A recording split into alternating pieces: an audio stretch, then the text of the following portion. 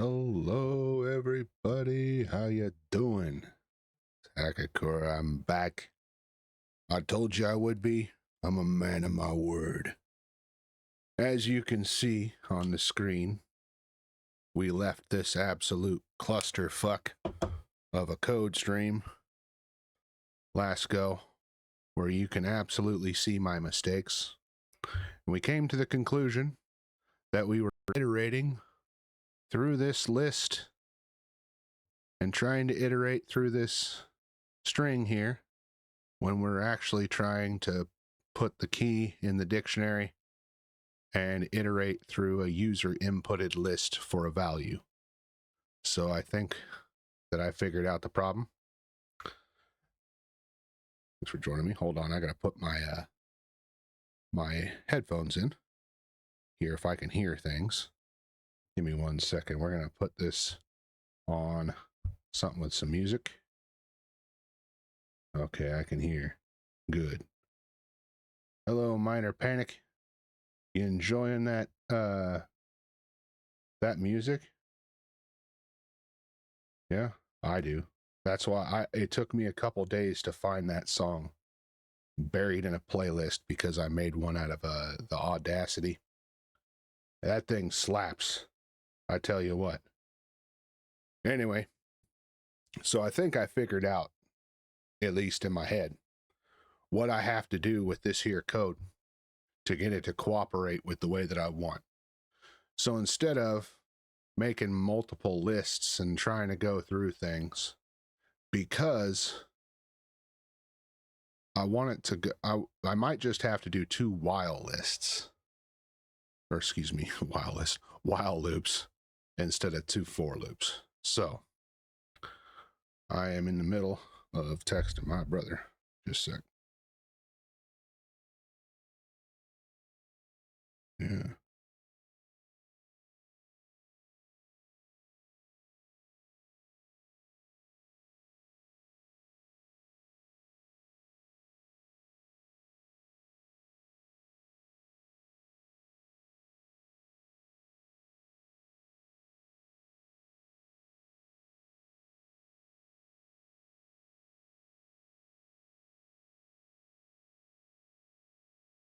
All right.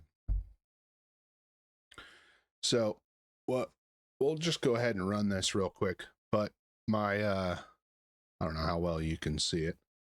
It looks pretty well on the screen. But I'm gonna go ahead and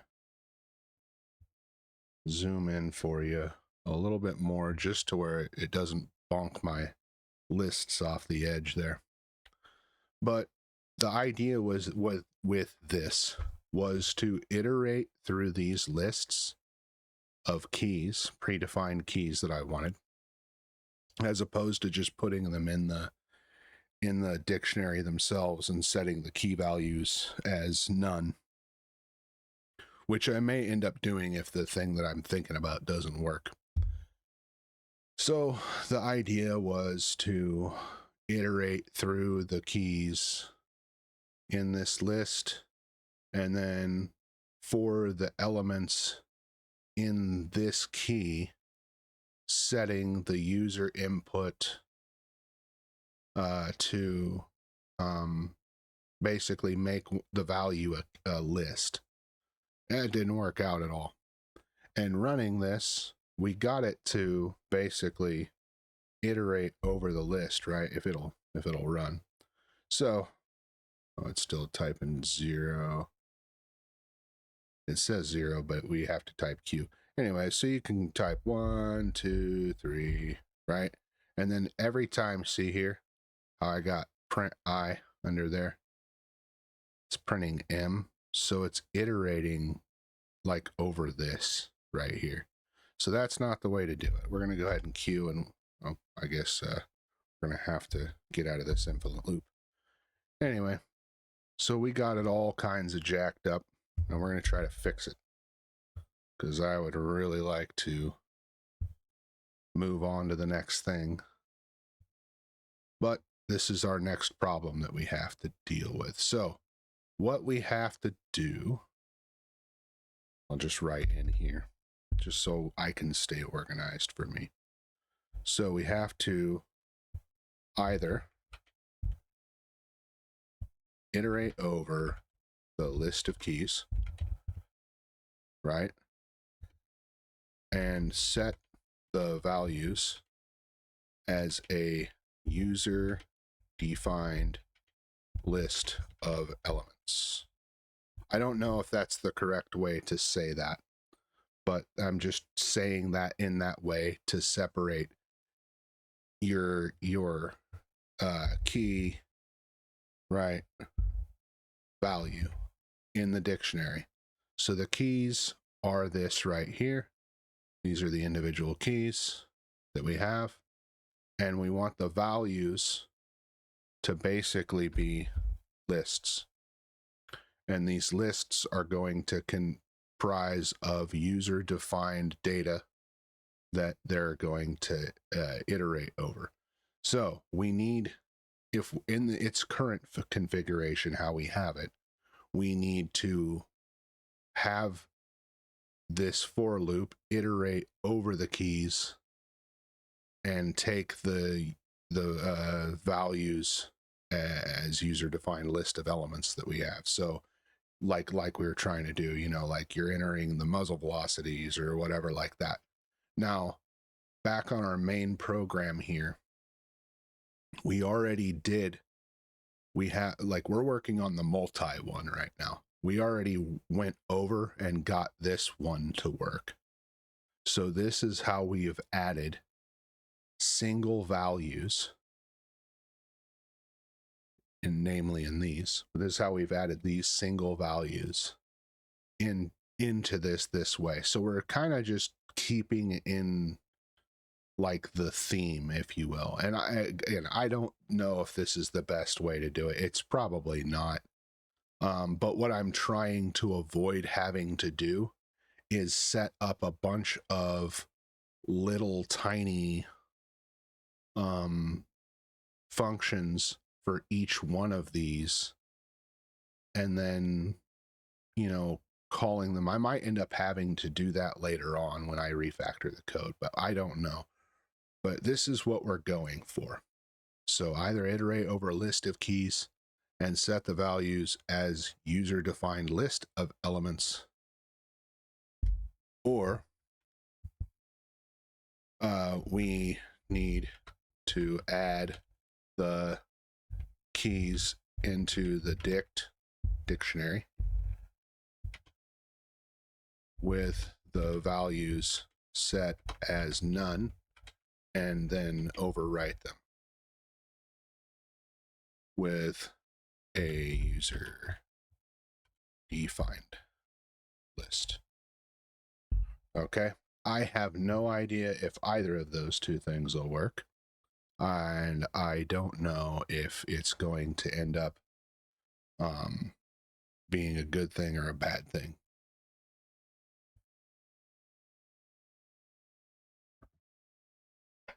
So that is what we're trying to do. And we know that this is not working because it's not, it is iterating over this, but it's doing it in the wrong way. It's iterating over the muzzle velocity. It's iterating over, excuse me, it's iterating over the key and not the value. If that, you know what I'm saying? So it's iterating over this and not iterating through this. So if we use our other code, because these are single inputs, right? We're only taking one of them. This is working.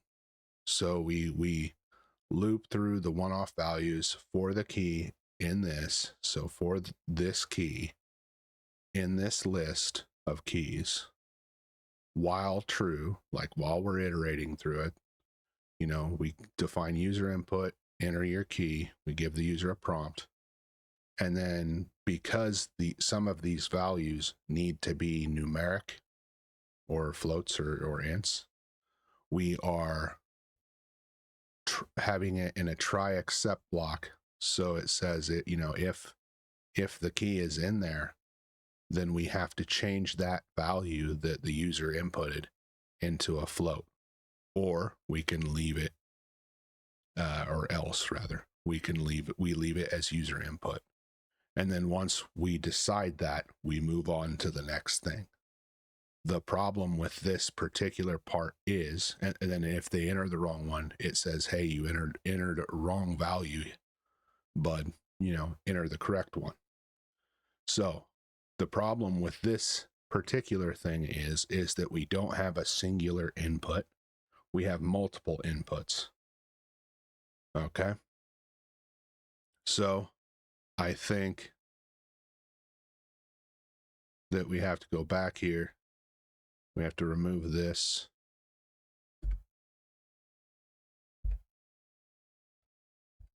And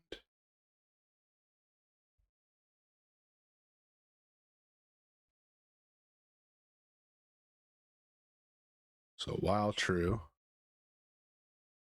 right?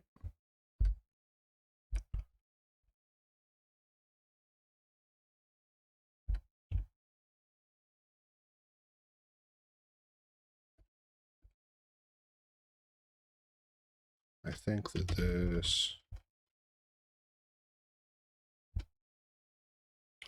okay. So while true, get rid of this freaking white space. Okay.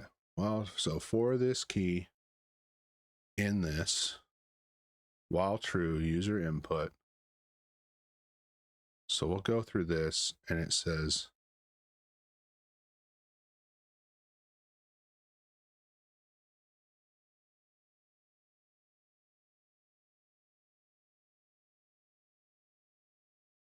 so we'll see if this works. I don't think that it's going to work. There's no way that it could be that simple. I have a horrible habit of overcomplicating shit in my head. So key error. Okay, so it appears like it is, so it has to do with the key again. So what if I did here and I went for I in key, because I'm trying to get to that input. It might have to, well, not might have to, it does have something to do with this.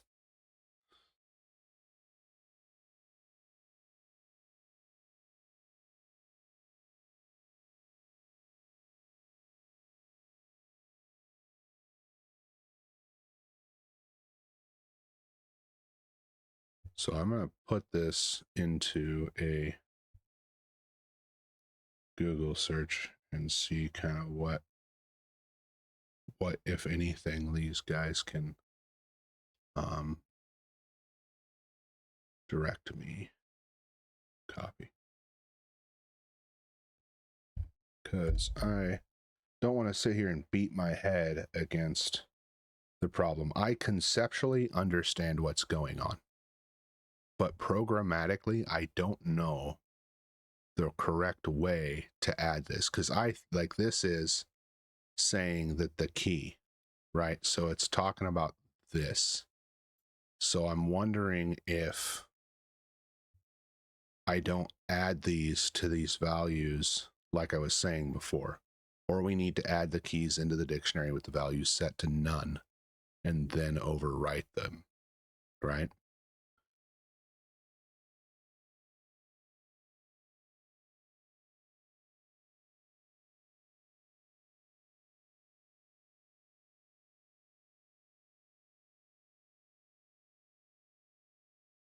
And there might be a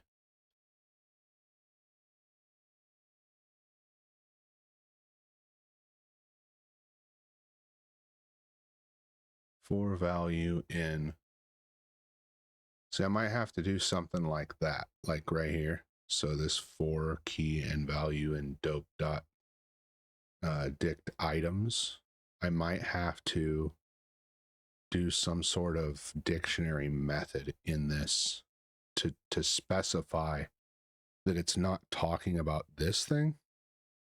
It's talking about the values. So anyways, so all right, your Python code snippet effectively collects multiple inputs for various keys. Okay. Yep. Okay, so I'm doing that. I know that that's it. Okay, and breaking the inner loop. It's a solid pattern for gather, right? Okay, so that is, but the problem is what?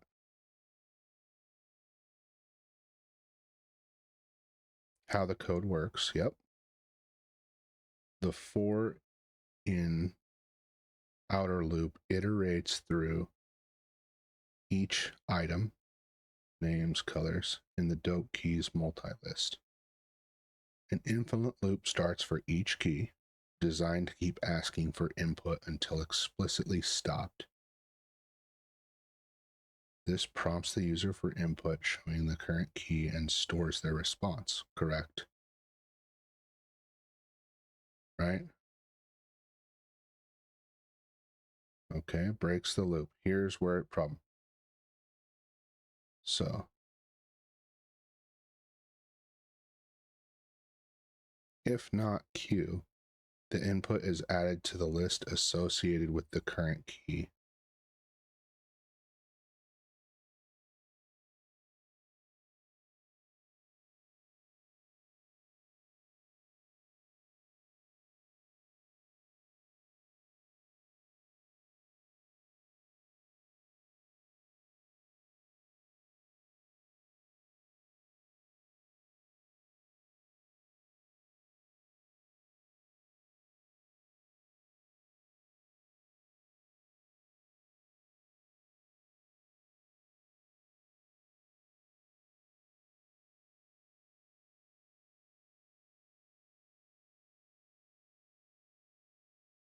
Okay, according to this thing I'm doing, like, it's correct.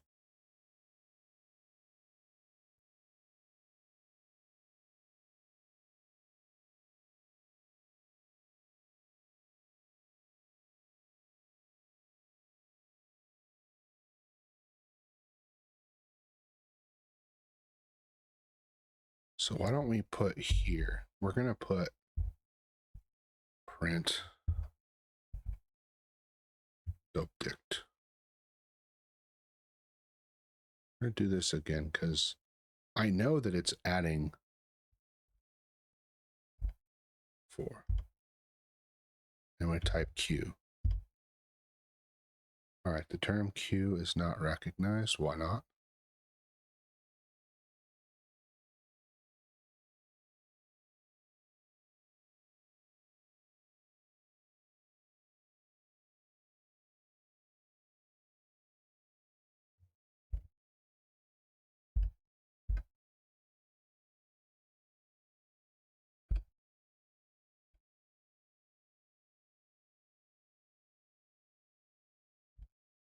Shit.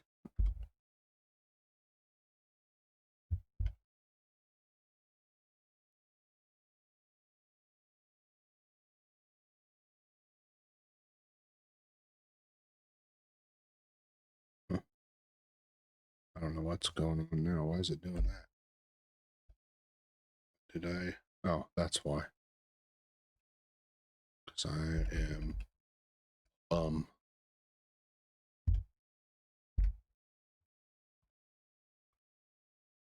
let's try this. Clear out that terminal. Get us clear. Load 1. Okay. So it's no longer iterating.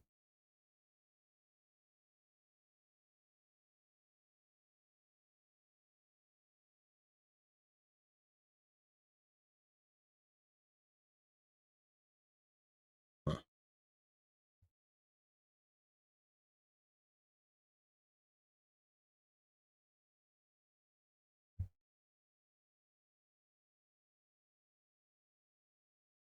I need to look at this in a Word document so I can See what's going on here. My eyes, I'm old. Okay.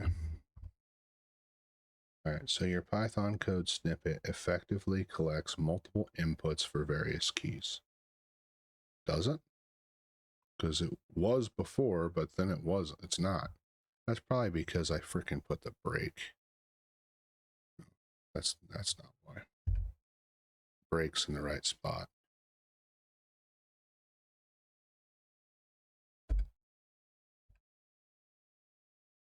Okay.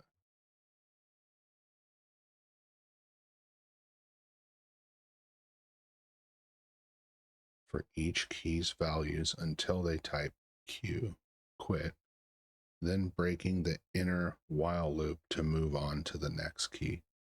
It is a solid pattern for gathering categorized user data, using input to get the data and break to exit loops. How the code works. The 4 key and dope keys multi. This outer loop, listen here,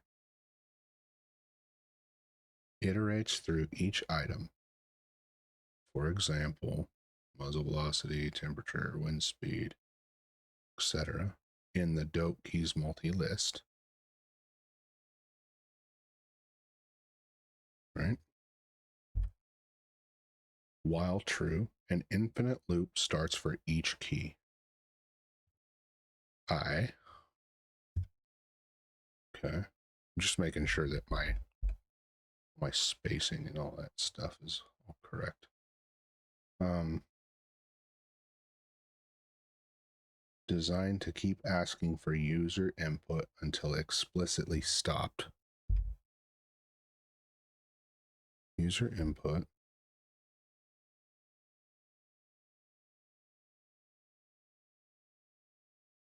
User input prompts the user for input showing the current key and stores their response. If user input dot lower equals Q, checks if the user typed Q, case sensitive.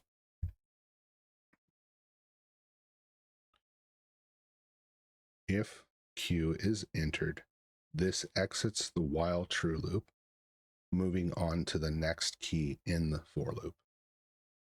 Okay, that's what I want it to do. The dope key dot append user input, if not Q,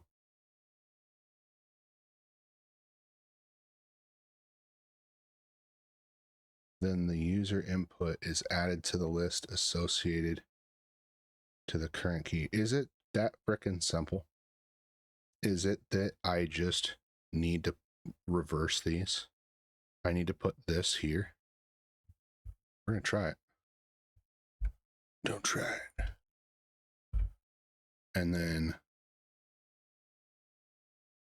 oh no, it would need to be here. Wouldn't it? Go ahead and comment that out. Is it that simple? Because it says here on my thing, it says this line of code, if it's not Q, then the input is added to the list associated with the current key, right? So if this is going to be this first, right? Okay, let's give it a shot.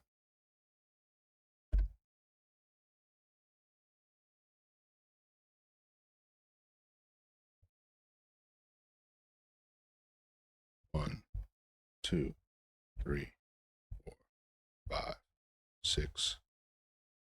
Okay, that's good. Q.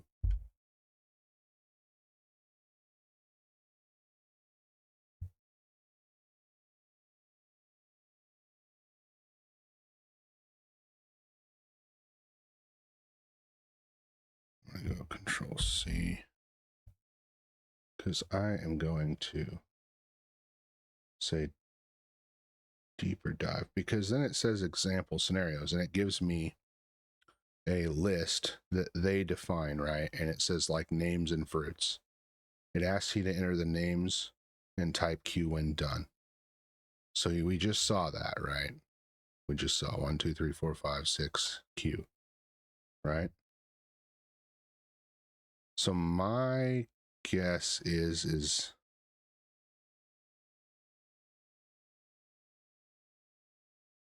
like, is this indented wrong? I don't know. Hold on. Because the thing said, or, you know, again, AI is telling me that it is going to, you know, if this was names and this was fruits, right? It asks to enter your names and type Q and done. User enters Alice, Bob, and Q. And, you know, the Q is in the list or whatever. Then it asks you enter fruits when done. So the problem is that it like, first of all, we're getting this error thrown. And second of all, it's not going to the next iteration. And then it shows me exactly what I want. It shows me it would show me this thing with this in it and as the key and the values that I set. So I'm going to go deeper dive AI mode. Fix the syntax errors to ensure your nested loop works correctly. Okay.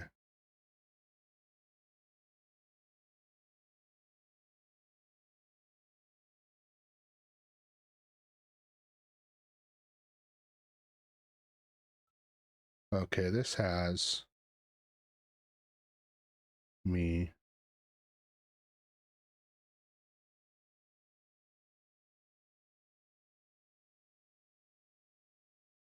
must initialize the dope dict key as a list before calling it. Otherwise, you will get a key error. Huh. What do you know? So, okay, so my premise before I even started this, okay, I didn't ask AI this bullshit. All right, this was me. I asked, or I wrote this out before you saw me doing it.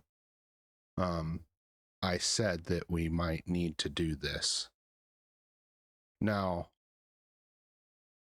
the thing I said was none. But so that's similar. I guess I was like 90% right. But here's the thing. I don't even there's no guarantee that that's even going to be a thing. So, but here's the problem with that.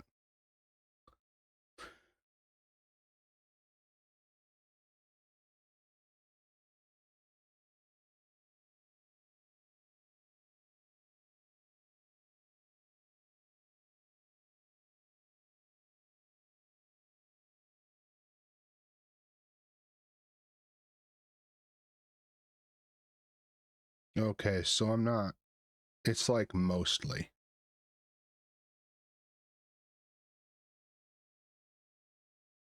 So just for your guys' eyes, this is the code that it's giving me. It's telling me to, so I said that I would need to add the keys into the dictionary and the values set as none, and then overwrite them to like a user defined list.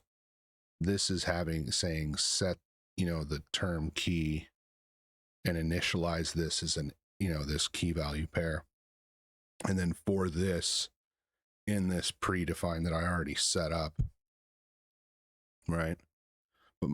But what's weird is that it does it twice, you know?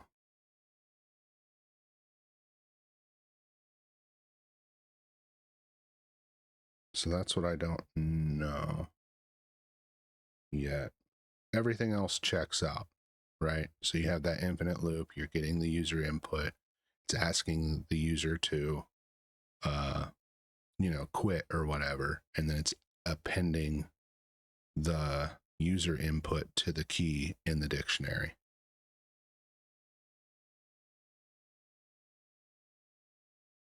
But what I don't understand is why is there, you know what I'm saying? Like, why do you have to do that twice? Because isn't this like a dictionary or like list comprehension thing? I don't quite understand why it has to do it twice. That kind of doesn't make sense. I'm going to use this code with caution. Thanks, bud. But I'm going to save this. Its own thing. Go paste.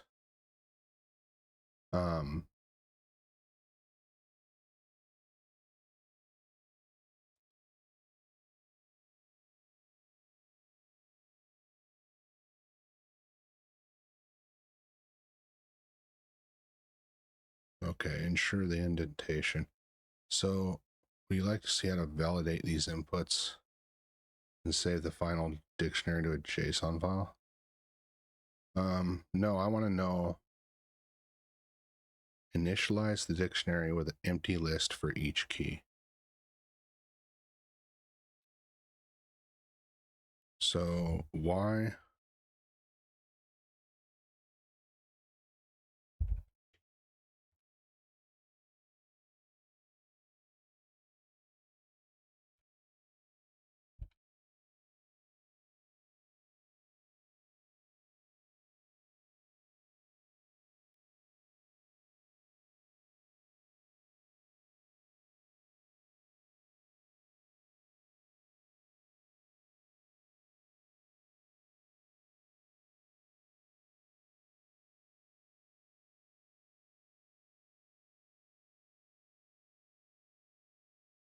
You ain't finding that answer anywhere.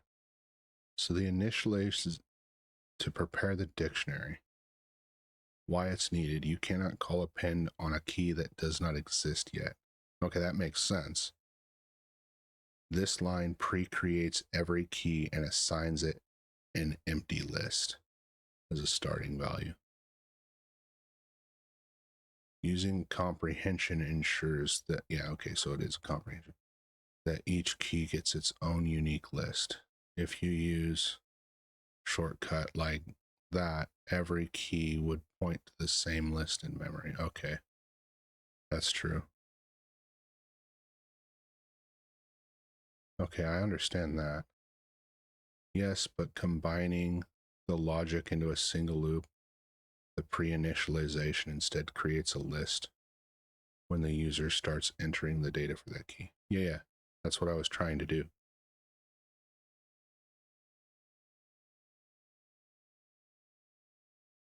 Okay, so this is like, okay, so it makes sense. It does the same things. I would have never freaking guessed this. Like this, because I wouldn't have not known about this. Like this, I never even came across this stuff in the tutorials or none of that garbage. So I would have never guessed that. This one up here is something more like what I was thinking. But now my question is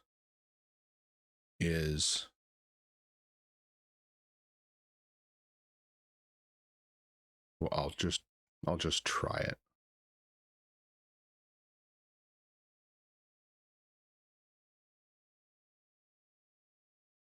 I'm gonna look this up. And is this a,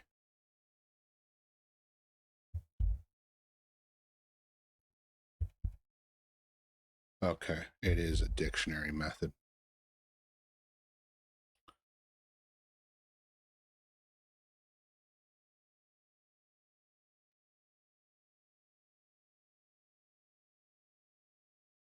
The key to search for or add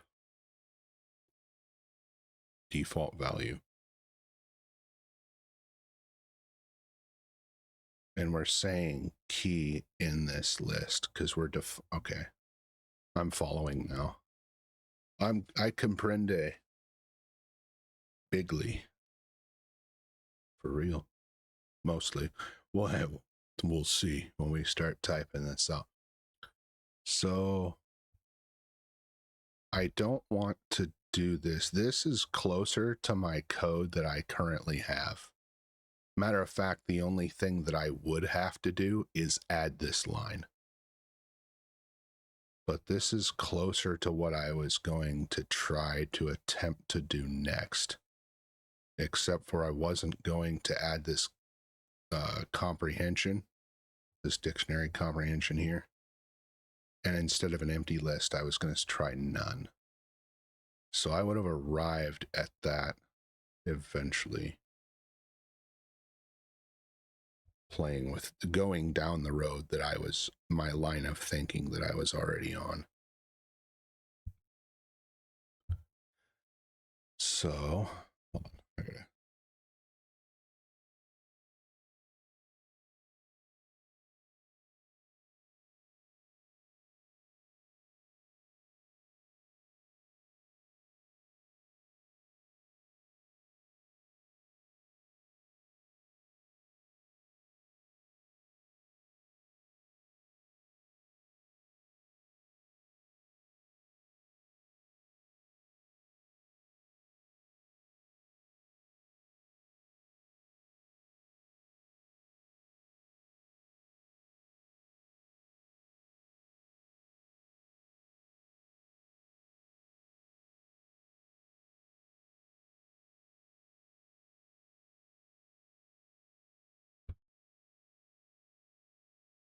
I think that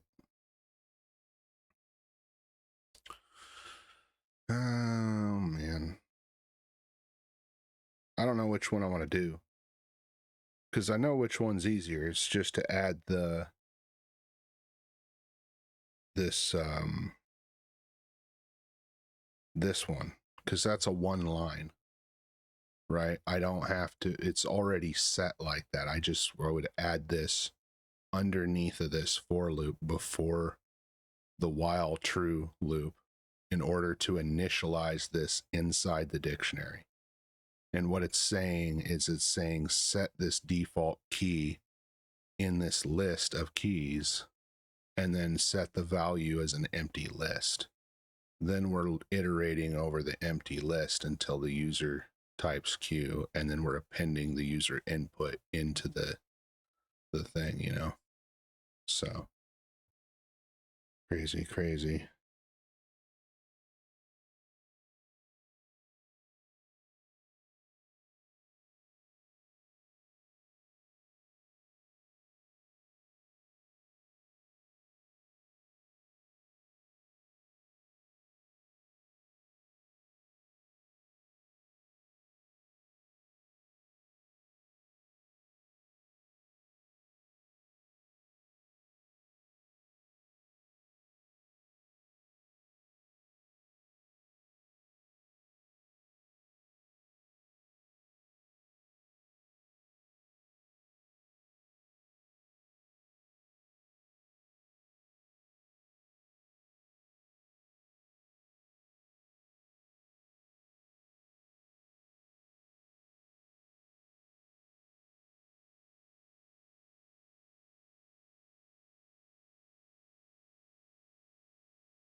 I like this one better. It's not just for the ease.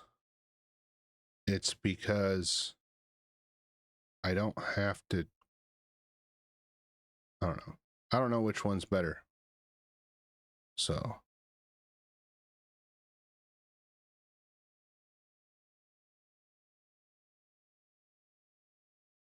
Okay. Using a comprehension ensures the key gets its own unique list. Every key would point to the same list in memory. Okay.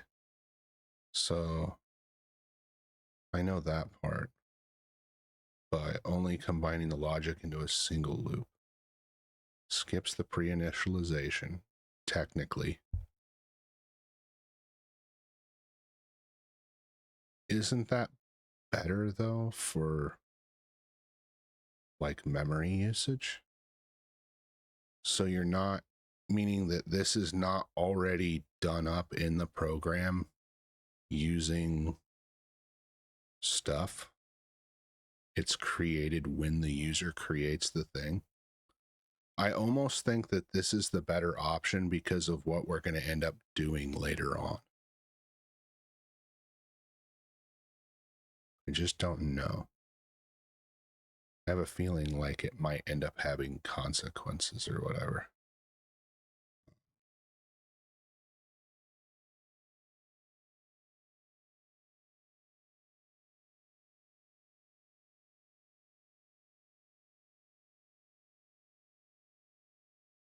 Yeah, and it had, right.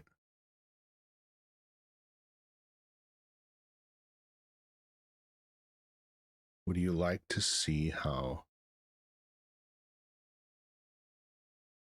I'm going to save this to a.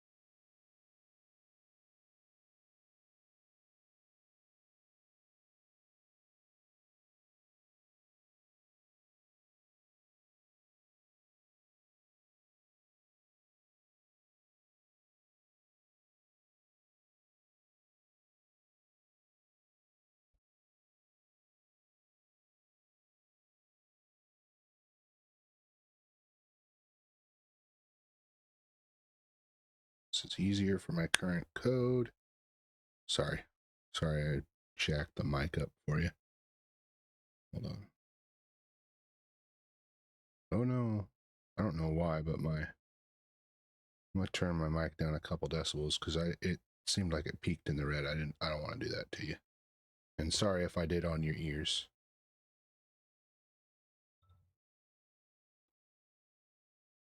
Where's my notepad? Okay. So this is easier for my current code, and I think it is going to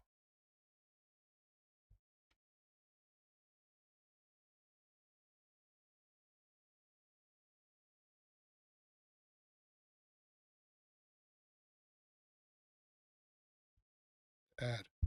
Okay, so I'm going to copy this here. So I think I'm going to go with this one because it's closer to what I currently have. It's adding a one-liner inside of this for loop. It's a one-shot thing. But more importantly, I seriously, because of what I'm going to end up adding to things later, I think that it is going to be better for what I'm going to end up adding, like the other stuff. Like it will be easier to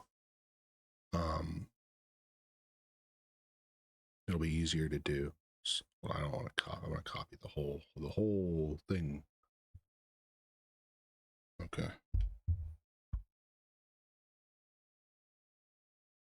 And I'm going to save this as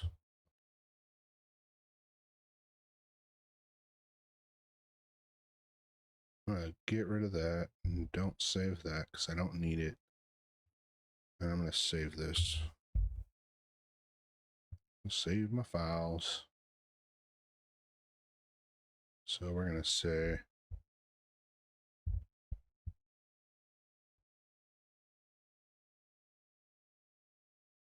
okay.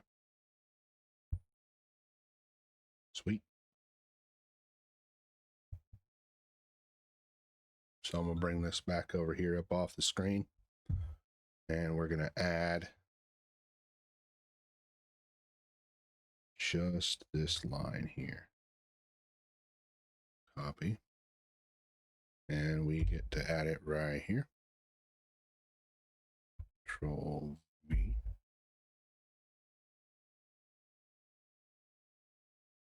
And we delete this. And we delete that. Okay. So this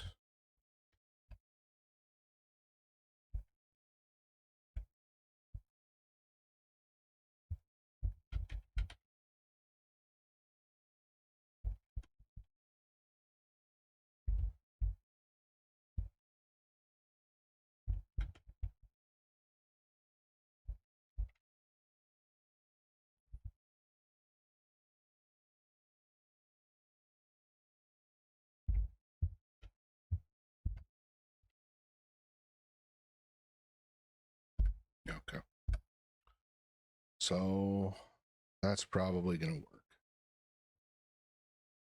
It's good to see that I probably would have spent another 2 dev streams trying to work that out before I arrived at that thing. I'm not looking, I mean, I'm trying to learn, but I also need to use the tools at my disposal. Additionally, so save that. So what this should do is set the empty list. We have the keys, we have the numeric keys. That's another thing that we need to put into here, into this loop as well, is if we also need to put into here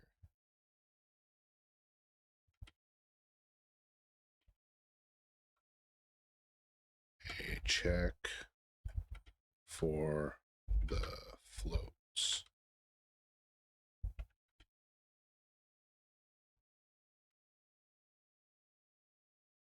So that'll probably make it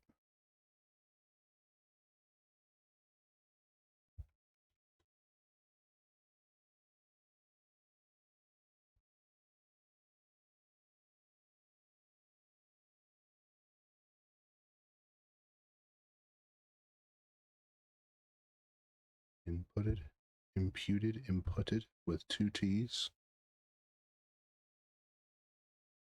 Inputted. Send it.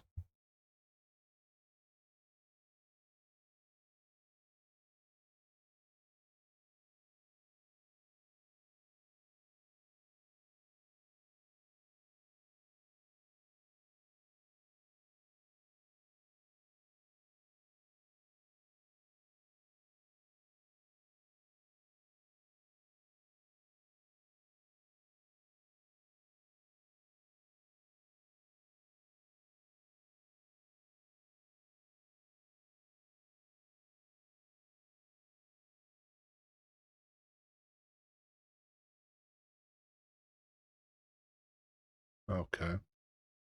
So that makes sense.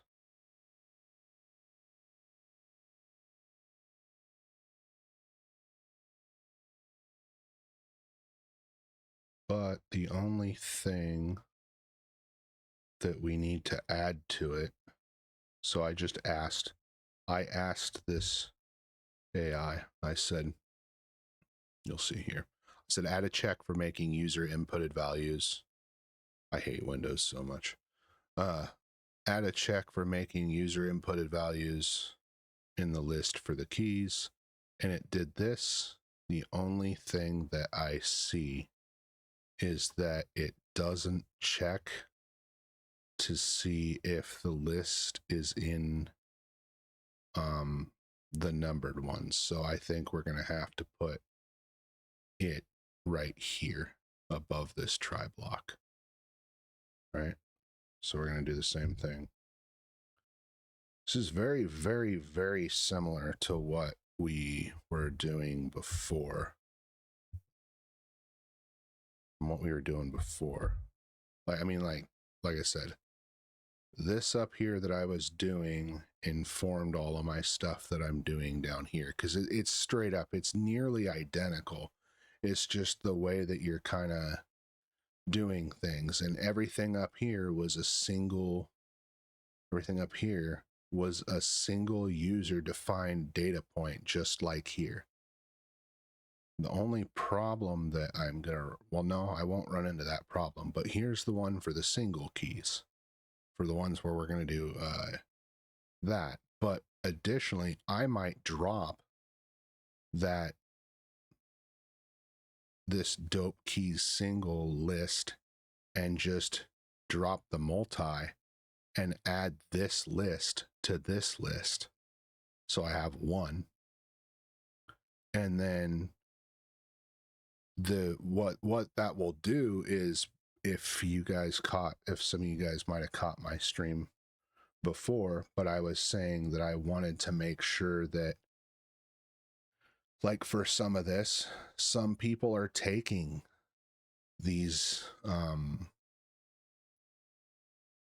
keys here and they're doing it on every single one. You know what I'm saying? Like, while the relative humidity can change, you know, from something like put it over here, while it can change from something like 29.9, excuse me, 29.93, 9293, it can change to, like, you know, 29.98 or 30.21. It can change this much shot to shot to shot, but really, how much does that legitimately change your stuff? This is not for like ELR, and by ELR I mean as you can see, hold on, let me get rid of this. My brain can't keep up with my typing ability or whatever the frick. Okay, so this is LRPS, long range precision shooting. Okay, it's not ELRPS. The difference is that I would say that this is 1500 and in, and the ELRPS is 1500 and beyond. And if you guys know about any, if you're into any of this stuff, you guys know this stuff is like, I mean, they like let me show you something here. I know I get off on tangents. I don't know if you guys care or whatever, but look at this. King of 2 Mile.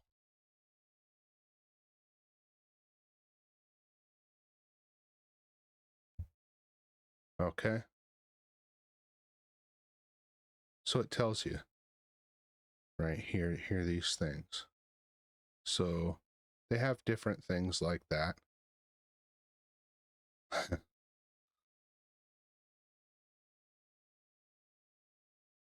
So it was a competition, was to push what was possible in terms of cold bore shots and first round hits, which ultimately is, you know, I mean, that's like just crazy. And then if you look up, like, this is held by Canadians.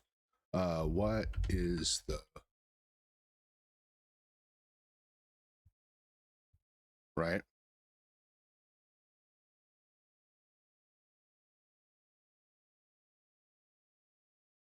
Okay, I guess it was this. Maybe, I don't know how true this is.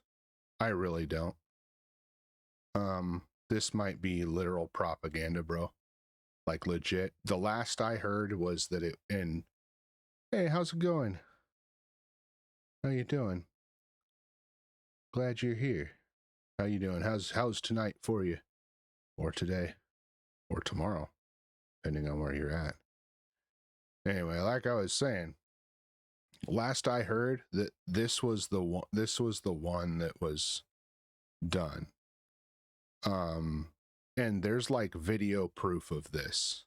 I think it's even farther than that. I really do. I think it's even farther than this. I think it's closer to this number. But because the video showed it was like in the Middle East or something, right? I don't know if I believe this.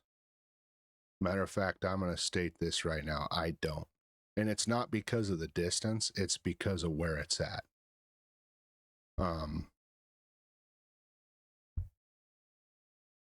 Yeah. Like I said, I personally, I don't know. It could be. But and what I'm talking about, this number from the Canadian guys, this was like it was sooner, or like just a couple years ago. It wasn't in 2017. It was like in 2024. So this may have been broken. But yeah, regardless, if that is that, look at this. That's 3,800. So let's just assume that's true. That's 4,165 yards. Copy, paste, and we'll go in miles. All right, so that's 2.3 miles, bro. Oh my god. Yeah. You just missed all my bugs. I just was trying to solve. Here, let me get this out of the way. I was off on a tangent, man. I was off on a tangent. Okay. I was so I had this empty list, and I'm going over a bunch of keys that I have here, and my plan was to have a key with a list of user inputted like values for the key. So I had this right, but I didn't have this line of code here. And so basically I was getting a key value error, and it was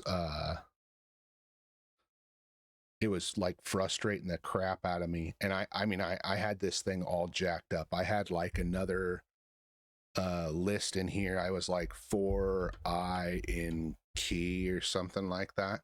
And so when I was doing my checks, it was like going through this string. And so I was just having a rough time of it. My brain wasn't braining. Anyway, I figured it out. I had to type some code into Google, and had it doing that stuff.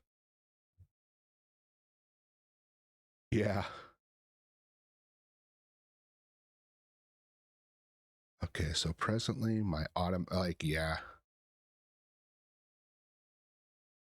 Let me get this stuff out of the way so I can read your message. Okay, so presently my automatic logic is working fine.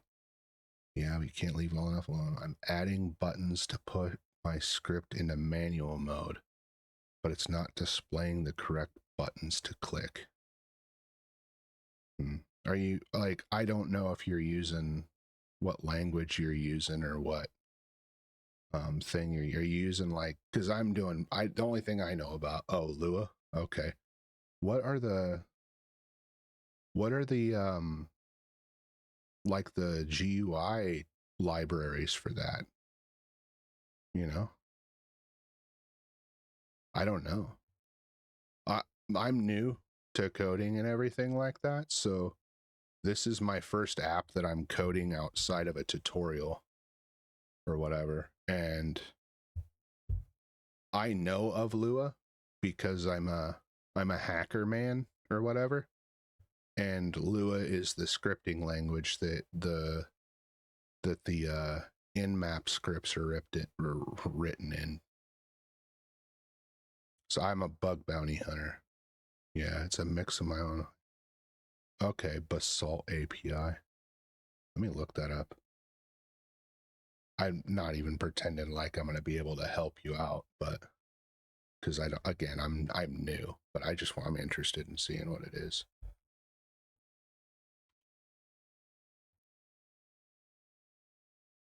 Need to Google Basalt CC tweaks. Okay, let me do that.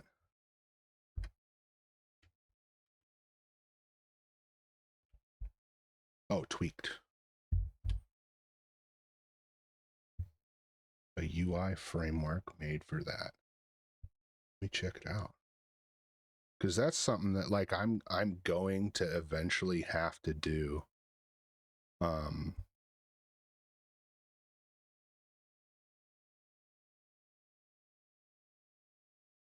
I'm eventually going to have to do a GUI, and Python doesn't really have all that good a GUI options.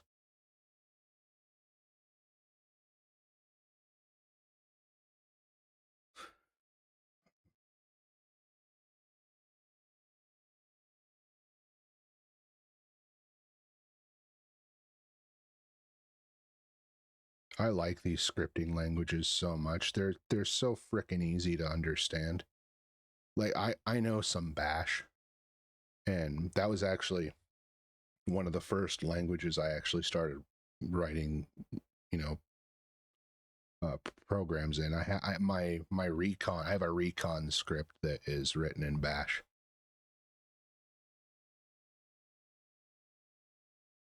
Pastebin. I don't even know what that is. Pastebin. I mean, I probably guess somewhere where you share code.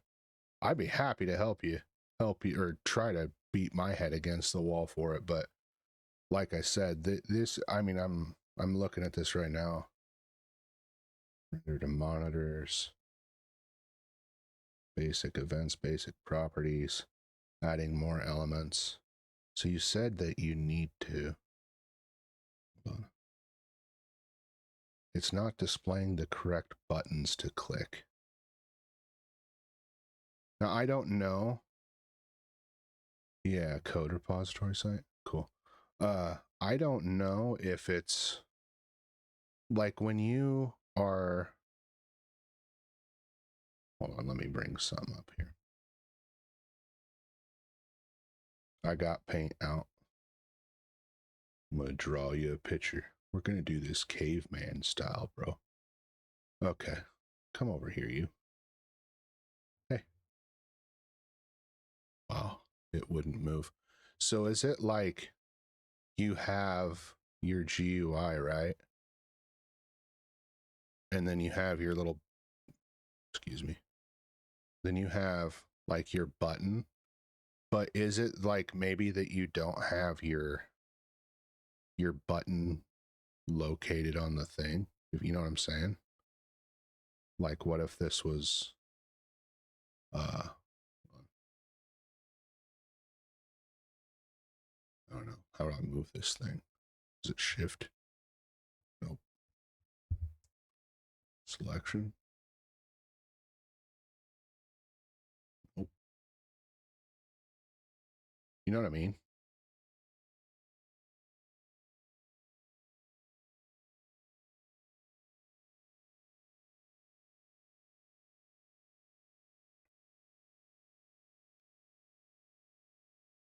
Because I see, like, for example, I went to that place you showed me.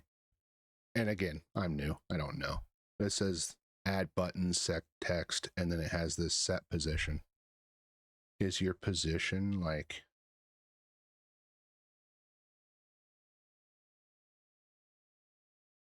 Yeah, I know what you mean. It's not like that. The chords are on the screen are the same. Okay, okay.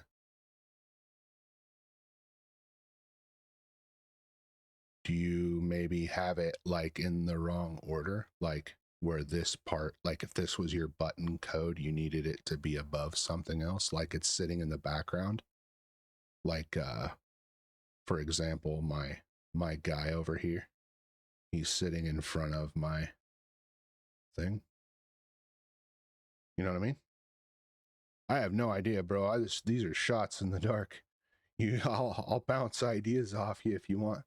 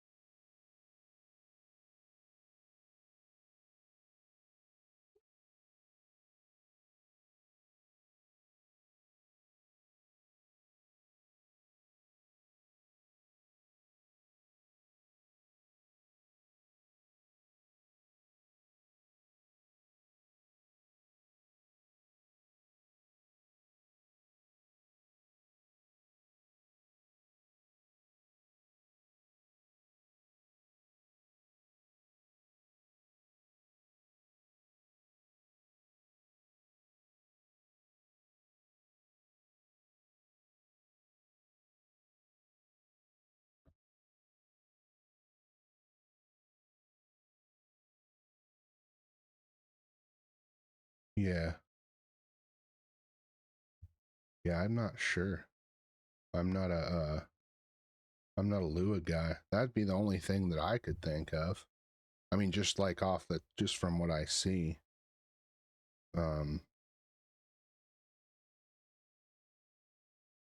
Would be the position, and I don't know if there's an order to it. You know what I mean?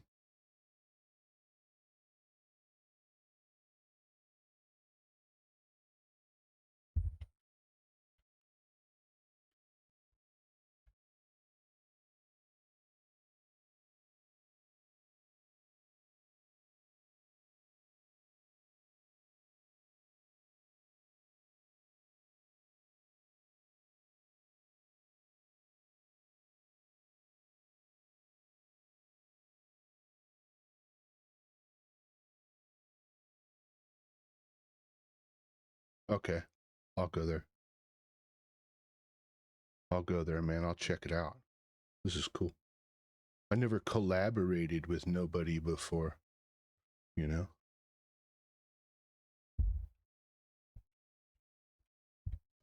Pasteband.com. New paste. I'm gonna search. Yeah, I'm a human.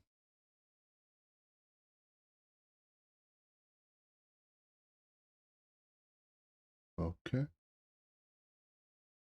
Not a member? No, I'm not.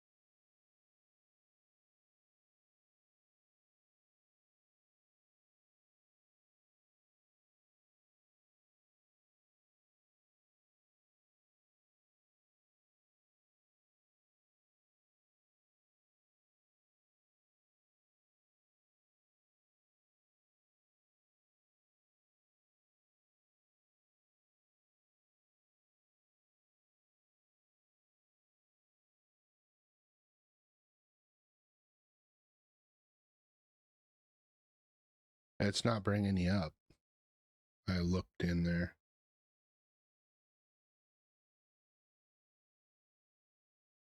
Go back.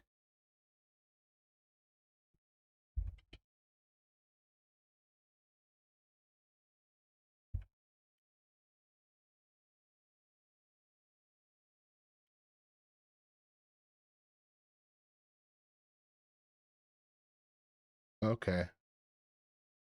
My next question would be, so I just typed, is there an overlay order for Basalt CC tweaked buttons?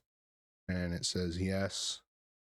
It supports overlay orders or Z indexing for buttons and other elements, allowing you to manage which components appear on top of others. So is it hidden behind your thing?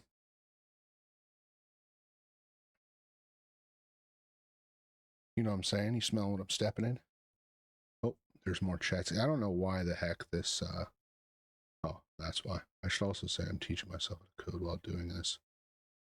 So if there's any spaghetti. Yeah, no, dude, don't like hey. The fires of tutorial hell are still singeing me in the ass meat, all right? Don't get it twisted at all.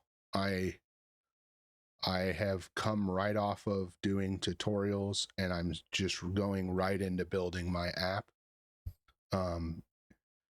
You have not been here for the stuff, but my first few dev streams is I was going over this whole app. I was making a program structure, right? Yeah, thanks for the follow. I was making a like a program structure in my head, right? And so if you look here, this stuff it tracks right to what I'm doing. Okay, so I kind of thought through in my head what I was doing, and this is where I'm at now. I'm on this section here, this number 3, and then that's what we're doing. We're trying to figure that out. So, and then the reason why I know about, or why I asked the question that I did there for you, this one here. So I said, is there an overlay order for Basalt CC tweak buttons? Is the reason why I asked that is because there is a web app vulnerability called XSS. It's called cross-site scripting. It's not a Pastebin post. I asked Google. You see it on the screen here?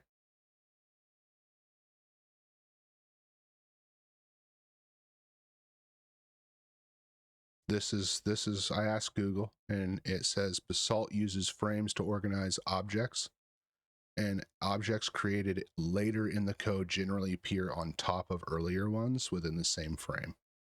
So when adding buttons or other objects, you can manage their display order to handle layering. Yeah, okay. But this is the question that I asked.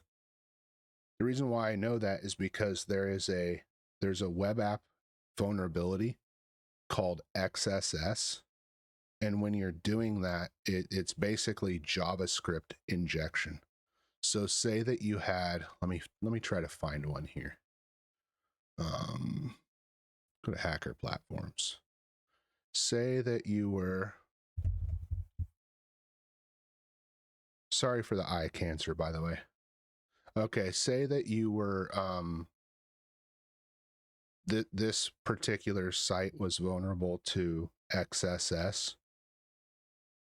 If you can get that stored on the server and you can have an overlay over the top of this that is transparent, when the user goes and enters their email address and their password, and then you end up, you can get their credentials from, you know, from that overlay, because they're typing it into your overlay, and it would be invisible, or it would look identical. Like it might have like, you know, like a little tweak or something, and most people wouldn't recognize it. So that's why I knew to ask that question. I'm not like any kind of freaking genius or nothing like that at all. But there's the question that I asked. Let me zoom in for you. Oh. So that's the question I asked. So yeah, similar to those. I mean, well, not really. The card skimmer is just taking your card information, and then it sends it to like an external server, you know, for like what the user wants. It basically has like a little mini computer in it that can communicate with someone's server. Or you can do webhook. Is it webhook.io .site? So you can do one of these too. So you have the program on the card skimmer that does this, and then when you have the webhook open, there's like a little form that you sit there and you can watch incoming requests. It's similar to like Netcat, but it's just it's like a URL, or like a web version of that. And then it allows you to get that information. And when you put your card into the thing, it gets all the card information. And I mean, enough for you to make a purchase, right? And then they go to some place, they clone your card, send that information to the webhook, and then they go to an ATM or somewhere like that, and then they buy stuff with it. So, and with that, you know, if they go to certain ones, then all they have to do is, you know, they hit credit or something and pay. I actually have had my account drained twice. That's partially what got me into doing that stuff. Was I had my account drained to like negative $1,200 a couple times because somebody in the area was using a card skimmer. I worked with the store that it happened at, and we actually got the person caught. So that was nice. But anyway, this would be my guess. That would be my next guess. So if that didn't work,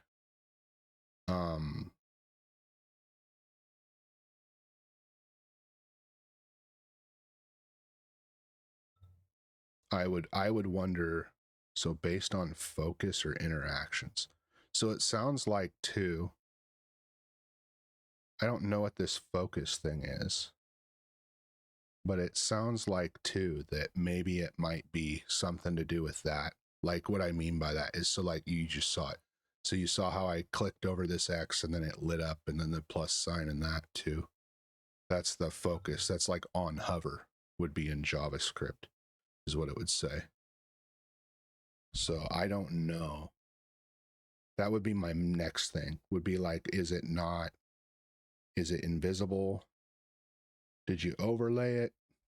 Did you move it off outside of the window that you had set?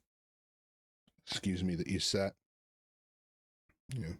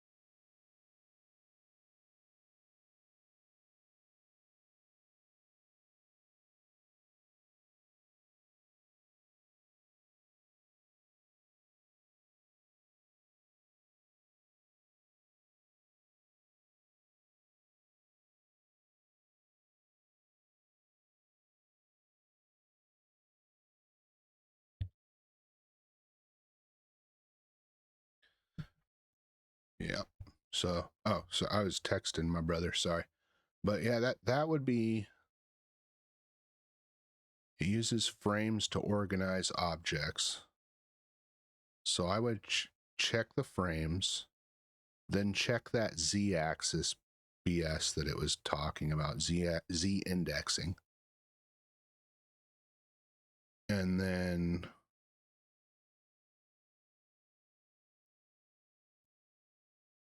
this one, you might do better.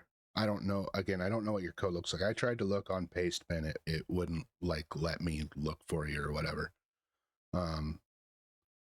So it says that maybe try implementing this so you can have independent layers. But my next question, what I think about when I'm reading through this now is, okay, but are my layers attached to one another? So if I moved this screen, would like the button stay over here or like go off? You know what I'm saying? And then focus management. So it allows for control over which elements take input focus, which is crucial when dealing with overlapping interactive elements. Which that's what a button is, right? It's overlapping this page and it's interactive and it's an element. So for managing complex layouts, you can define up button behaviors using on-click functions and change their properties, colors, text. So I would imagine, so you got that, right? All right. Do you got the, so you got the question before. I'm gonna go back to here and I'm gonna see, was it references that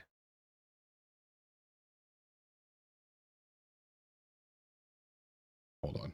I gotta go back again. No, forward. Dang it, I lost that question. So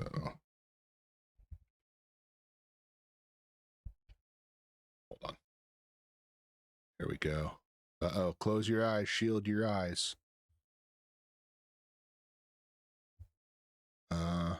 Recently closed Windows search history. No. Manage history.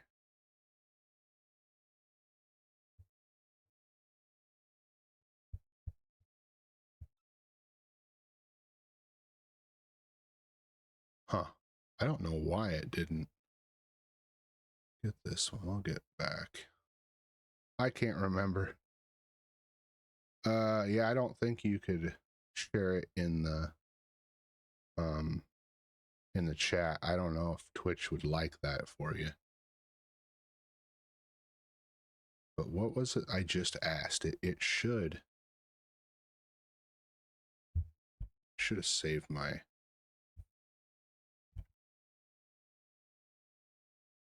is there a z-axis order for Basalt CC tweaked? Yes. A stacking order for elements, although it does not use a literal z parameter the way that 3D engines use. They are added to a frame.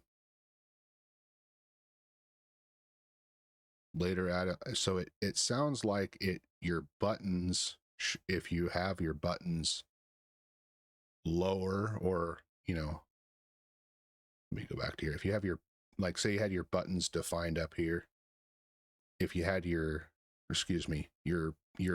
base thing defined up here and your buttons down here, that it should be in the correct, that it should automatically do that for you. So it's order of operations. To raise an object to the top or foreground, you can remove and re-add it to the container frame. See, I don't know what any of this means.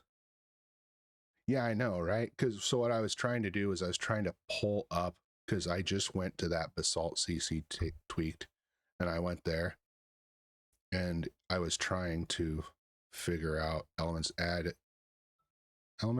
to a child frame will be rendered on top of that parent frame. Okay, so it's like HTML, where it has like parents and children. Create frame creates a new base frame.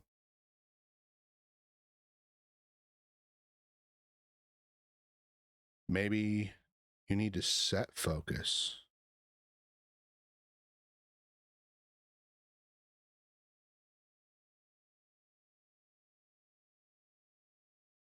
Because it was talking about, or make it an active frame, returns the active frame, sets the active frame. Set focus. Sets a frame as focused. I don't know what focused means.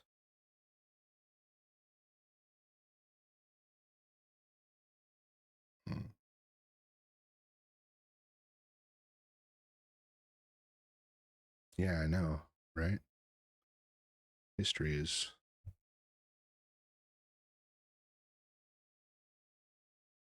returns the element manager. Is there any way to do error checking? Yeah. Yeah, is there any way to do like error checking with it?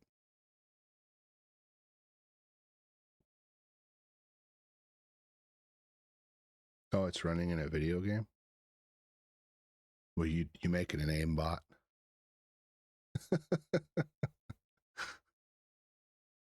Or you make okay, Lua, you're probably making some script for something. What is that game that just came out?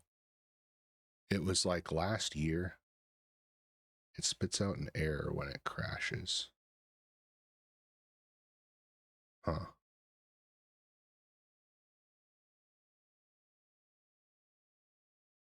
Frames and monitors. When using set monitor, you are creating a new root frame, allowing for layering elements on monitors, which can be stacked in order for their initialization. So I don't know if frames and monitors are within the language or if they mean monitor like what we view our stuff on.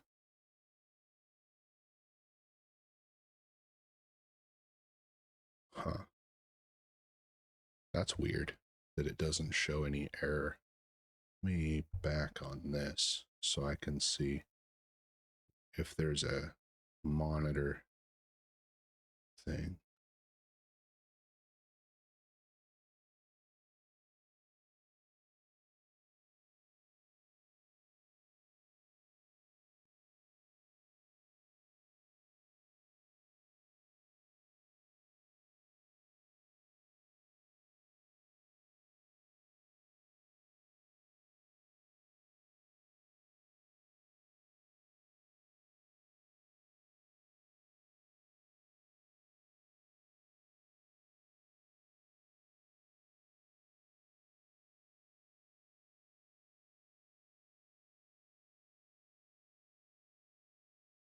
So this is where it also kind of gets confusing.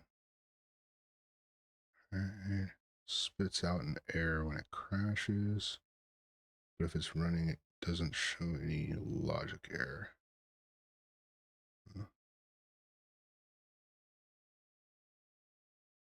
Okay. Let's take a deeper dive and see what this thing says. So it's creation by order. So if you have it later in the code, or rendered on top of objects created earlier within the same. So it's a parent-child hierarchy. So that's similar to HTML. Dynamic reordering.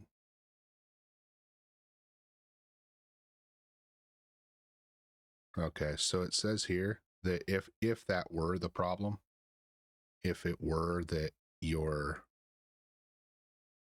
first move your button lower in your code, so that way the frame that's having the button overlaid on it, or the button that, sorry, the frame that you are having your button overlaid on, so the frame being the parent and your button being the child, right? So that's the order. And then it doesn't have Z index, meaning like X, Y, and then like Z would be in the screen, like if you were trying to get in the bullseye of this B here. And then it says you can do this by focusing. So that's those ones that we came across here. References. That's here. Set focus and visibility using show and hide toggle, which overlapping elements are currently active. It might be that. Yeah. The Discord link in my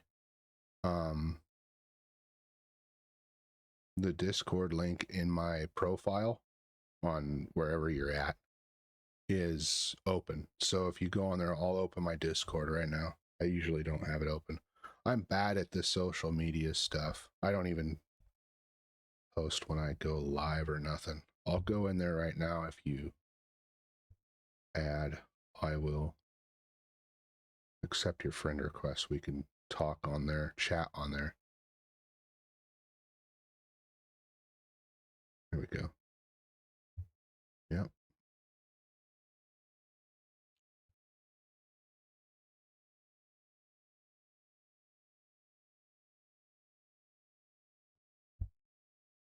But that's what I would check. I would make sure that it's in the proper order using this parent-child hierarchy, and then I would try to focus it. However, it seems like this is the only two that you could do.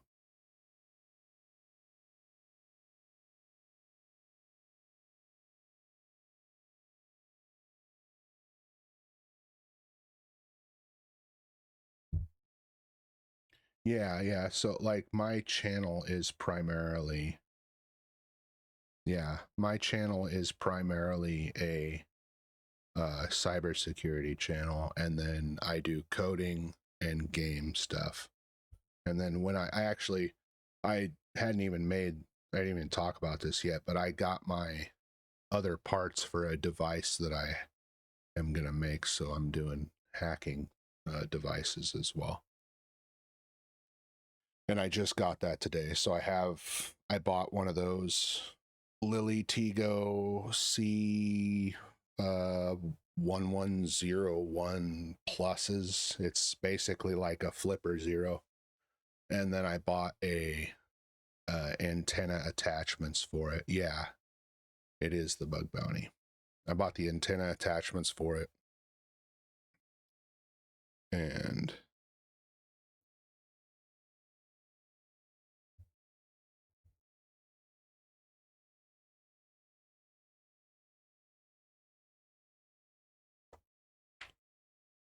oh, it's in the Bug Bounty. Excuse me. I'm sitting here yapping. I'm not even looking at my own stuff. Cool. Are you that person? Yep, you are. CMDR. Sorry, I'm navigating through a bunch of different screens here. So, how's it going? Bug Bounty. There we are. Let me see here. Okay. I'm gonna have to view on this.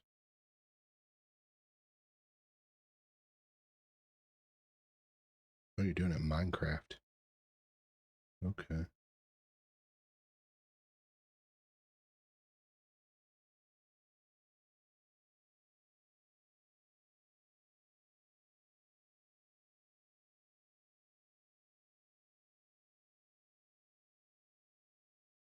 So you're doing some sort of Minecraft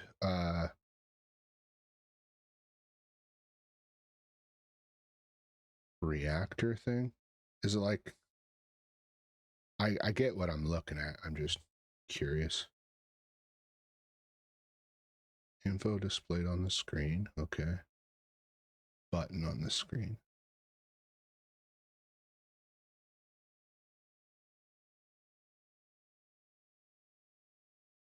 Okay. Let me see here.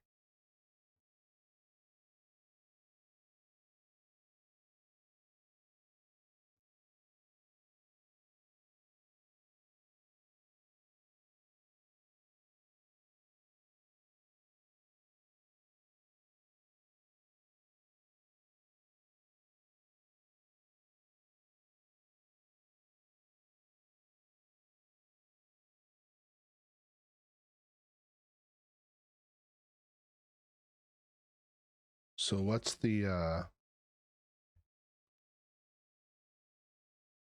button that's missing? I can't read that center sign. It's oh, it's the name of your thingy. Okay, the button screen. So you have fast, slow.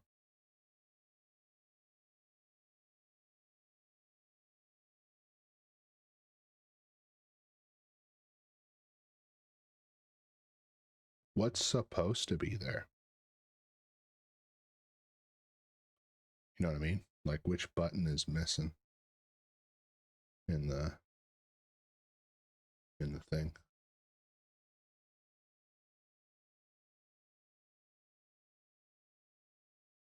How do I get this thing to like go away?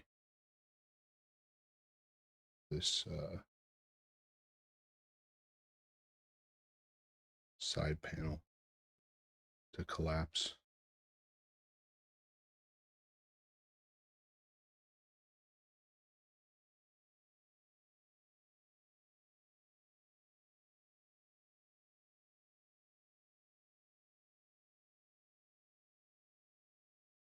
There we go. Yeah. I don't know if you can hear me.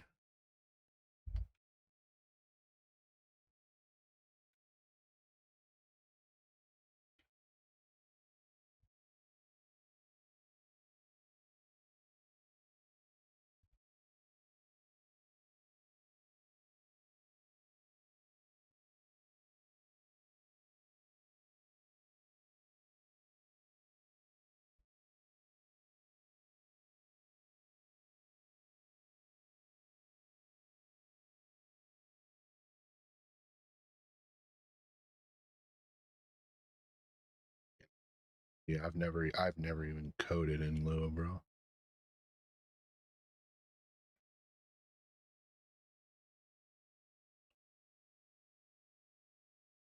Oh, okay. All right. Sorry, I'm asking you in the chat too. I'm navigating between a bunch of different. I have like 7 different windows open on my primary monitor, and then another, all these ones that I have here too. Yeah. Okay. So when I click on slow or manual mode, it's supposed to replace the fast buttons with the corresponding buttons. Okay. So when I click on the slow or manual mode, it's supposed to replace the fast buttons with the corresponding buttons.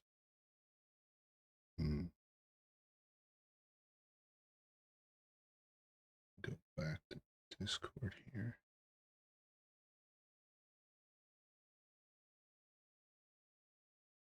Click on this.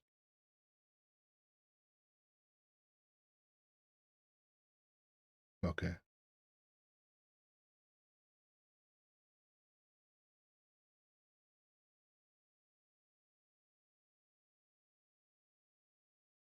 Okay, so you're missing your slow buttons because it has auto and manual as like your tabs, right? Like you can't see that.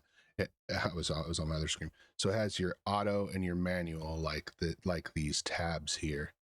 And then when you click on each one of those tabs, it's supposed to put the buttons down below, and you have one column for fast and one column for slow.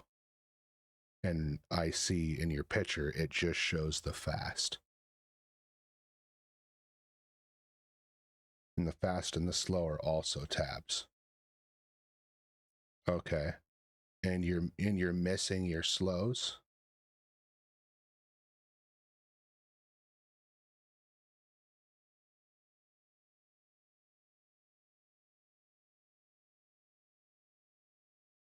And the manual. Okay. So I can't tell which one it's on, like from the picture. So it let me bring up this paint here for you. Like on the picture, right? So come on, cooperate, would you, Paint? Microsoft is horrible. I swear I'm gonna switch to Linux entirely. Okay. So let me get on here, excuse me.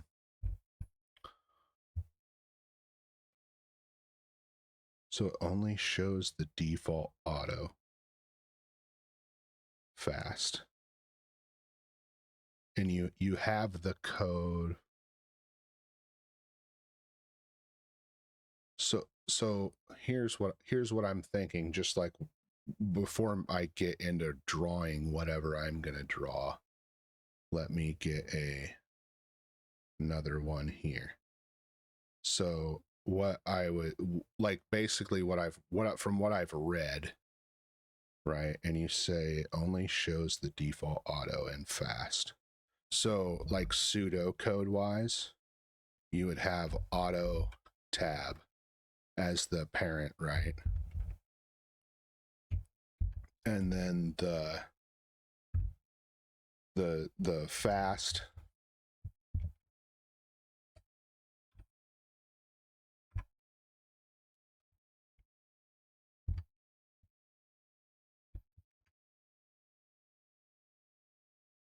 and then you would have your manual parent, and then your fast. Just gonna Control C, Control V. These same things, right? No, don't save it.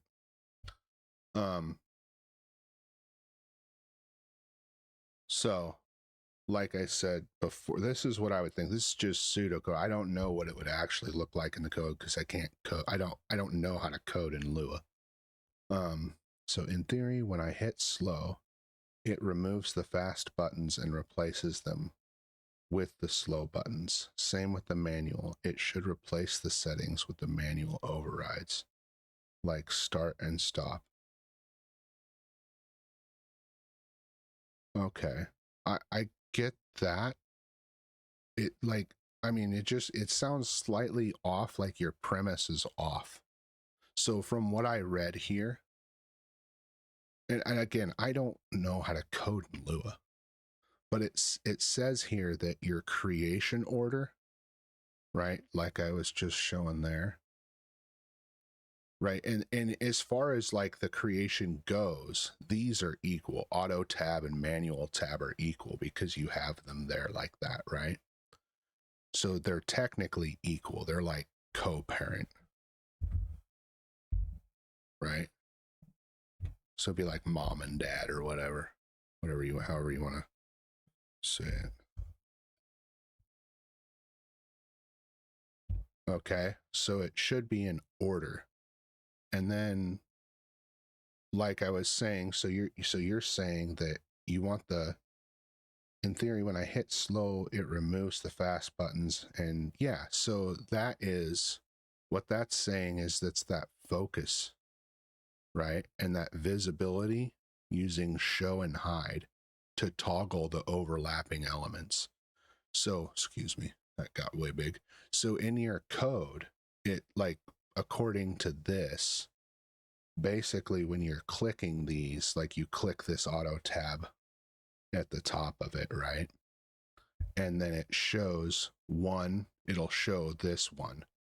And then you have to either focus or show or hide.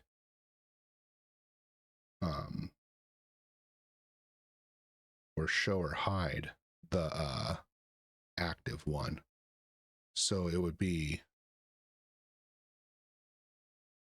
so this I would, so this one you're focusing on this because remember it says while there isn't a direct move to the front command in standard Z index terms, it's the focus elements like buttons or text fields which move it to the foreground. So you're just moving this fast section to the foreground, and you're doing that with show and hide. And this is the same for all of these in your code. This is what I would think, or what I would be trying. Right?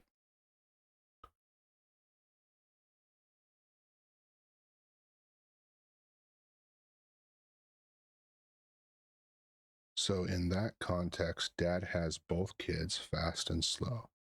It should not show up when it's in manual mode.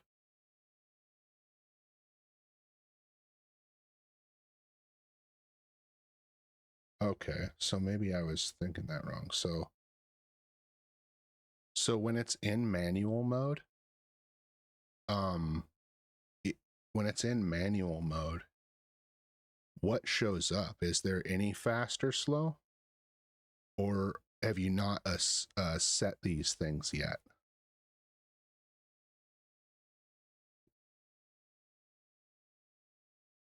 Because like I'm thinking that your problems here is invisibility, right?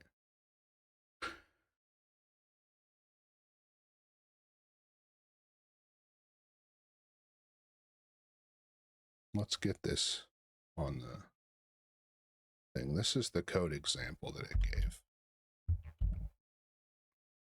And again, I don't know, like this is a single line of code. I can put this in a, so create frame, right? Parent W, parent height. So that's the background. In manual mode, there should be buttons for start, stop, increase, decrease, and power draw. Okay. Set background colors, foreground button, add button, set the position, and set the text.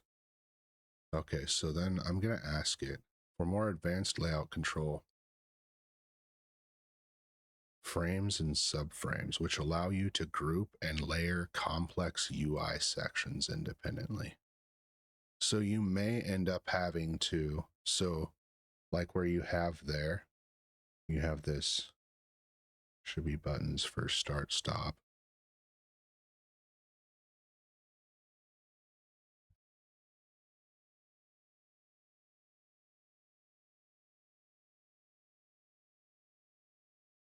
And then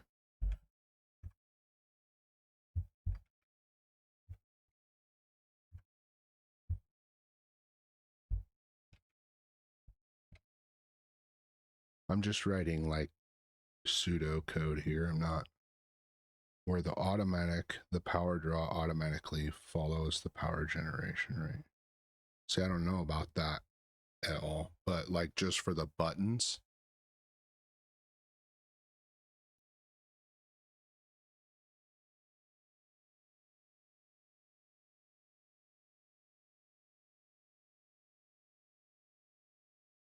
Okay. That is why in auto mode, the buttons configure safety zone that the script tries to say inside of. Whereas manual mode, you're in charge. Yeah. I understand what your thing is trying to do, but I'm talking about specifically, like you're asking me like, why is it when I'm clicking these auto and manual that the fast and the slow buttons are moving or whatever? This would be my guess. So you have, that's the thing that seems like this documentation is not entirely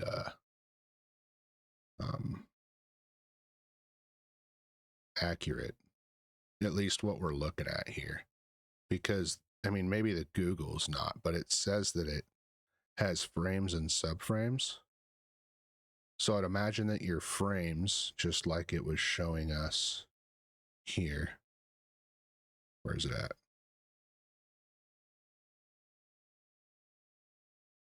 I just saw it. Oh yeah, here. So you're create the frame and then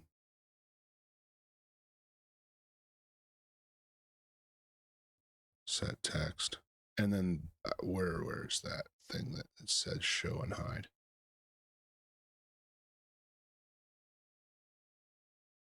So then this one would be like show and then whatever. I don't know what you would put in here. I don't know what the little things that you have to put in there are for.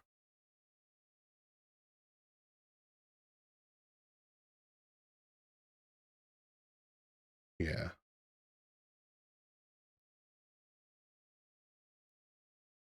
That's what I would think.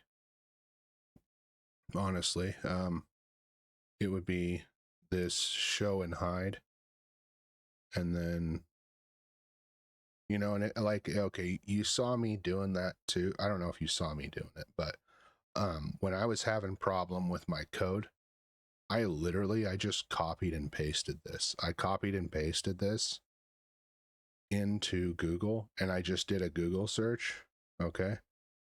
And then it popped up the AI stuff and gave me a correction with this stuff, right? Let me see if the official Basalt documentation is different.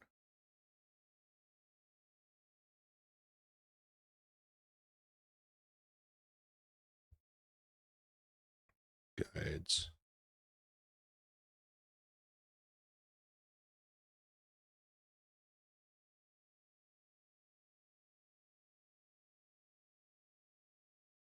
Get mainframe.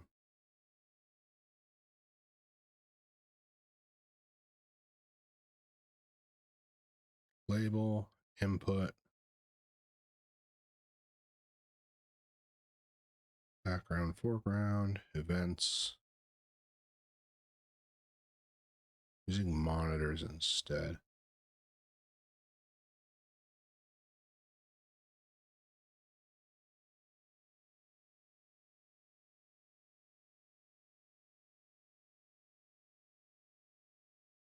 Yeah, I need to read this.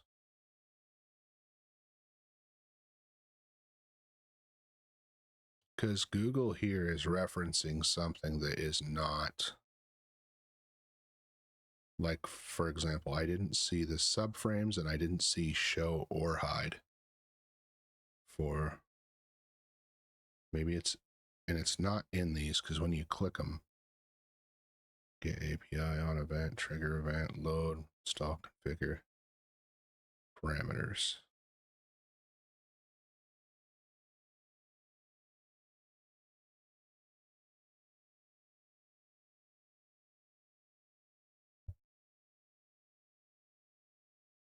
Okay, okay, okay. Yeah. You spelled it right the first time. First one shot, second one shoot, screen shoot. Yeah. Frame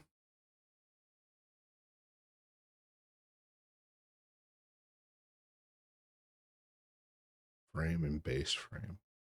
The frame to set as focused. Okay, so it only has two. Either the current frame or the base one that you're layering on top of it.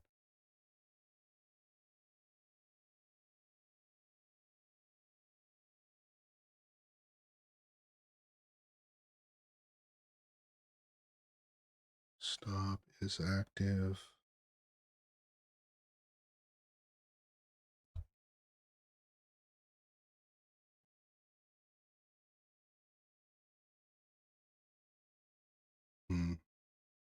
Well, Lua is real easy and simple to understand, tell you what.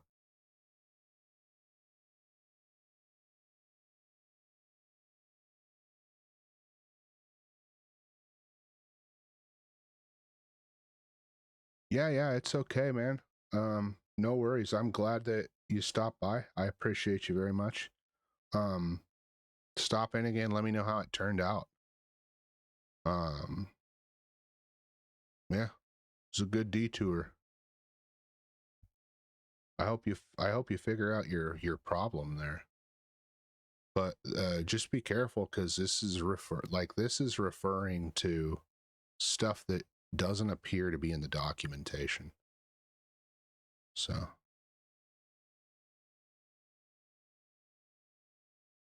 yeah, it's weird. Okay. Bring you back over here. And we'll bring you. I want to save. I'm not going to save you. And I'm going to come over here. I'm going to get you out of my screen. And I'm going to get you out of my screen.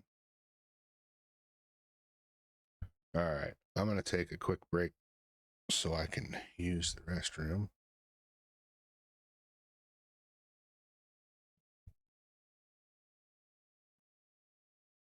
I'm going to change the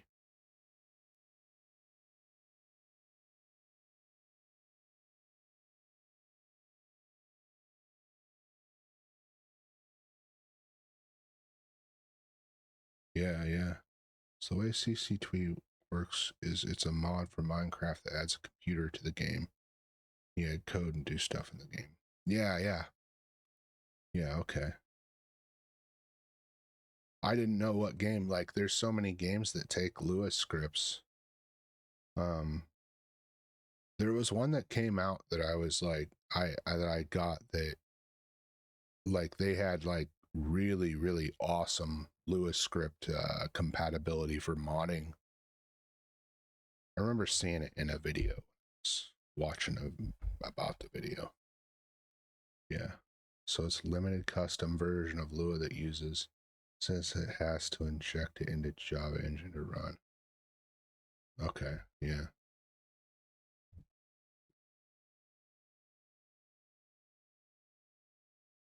But that would be my guess, like from not knowing anything about the language or what you're trying to do and like just the resources that you showed me, it would have to do with something along the lines of it's obfuscating the buttons that you put in, using the focus, and then it said the colon hide and colon show, but I didn't find that anywhere in the documentation. And in like the documentation that you provided too was the same stuff that Google linked to. So I don't know where the heck it's getting that from. Maybe it's a Lua particular thing, meaning that it's like, you know how, so this is a library or an API that is attached to Lua, similar to how it's like you know, like the Python standard library. Maybe it's like part of like the Lua standard library. It's part of the language. I don't know, but it wasn't in that basalt. That's what it's called. Yeah, that CC tweaked works. Yeah. Hmm.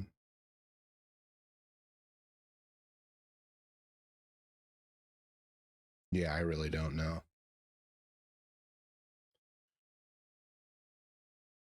I'm gonna take a break real quick. I'm gonna put you on share stream, and you can gaze upon my code that I was beating my head against and despair.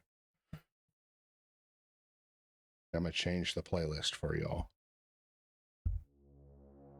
There you go. Share stream. Yeah, yeah. Have a good night. Thanks for stopping by. I appreciate it. This was fun. Really. I don't mind at all. I don't mind at all taking a little bit. It's all coding. It's all getting the mindset down. You know what I'm saying? I wish you the best of luck. Have a good day. Have a good night. Enjoy work. If not, yeah, I know you'll be thinking about your problem a lot. Kind of help you distract yourself. I know how it is.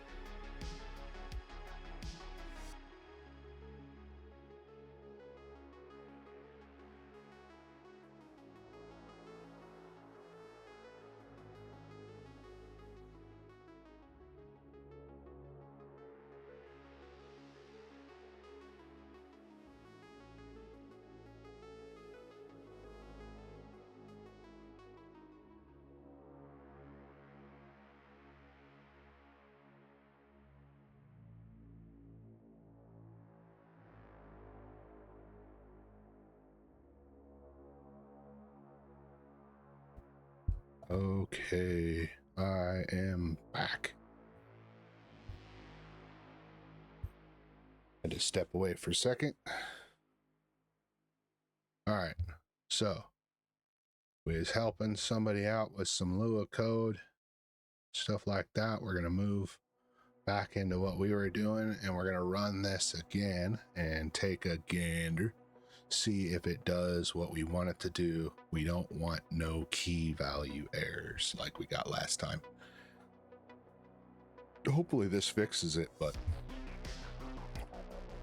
there's always little tweaks you got to do. Additionally, we still have to implement the try except statement here that checks to see whether or not these values are in the numeric ones, and if they are, then the inputs that we input must be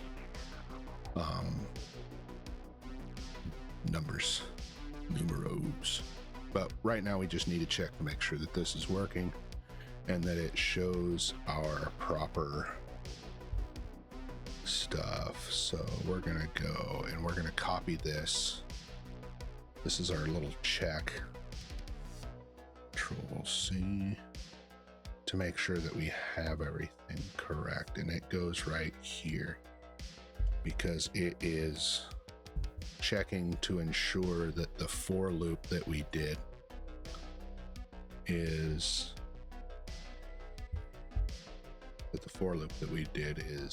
having this. So the section is the dope dictionary, data on previous engagements.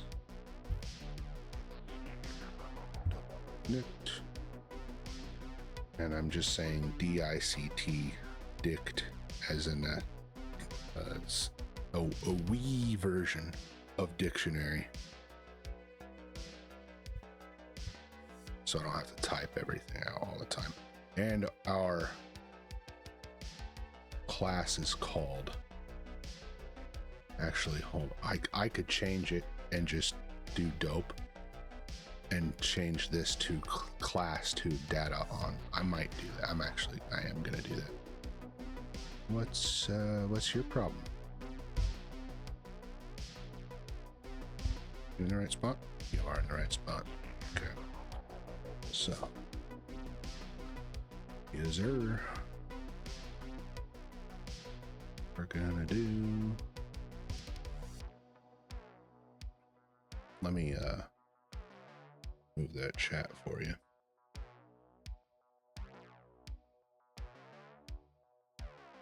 I'll move it over here.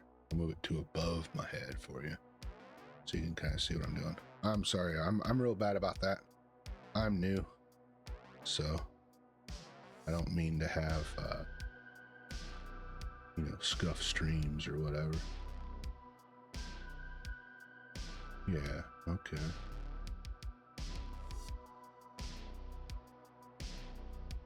Cool. The reaction.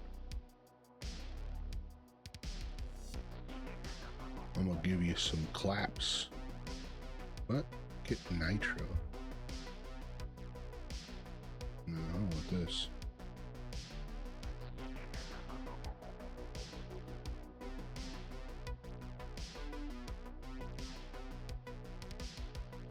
I'm gonna give him the Hellion hand here.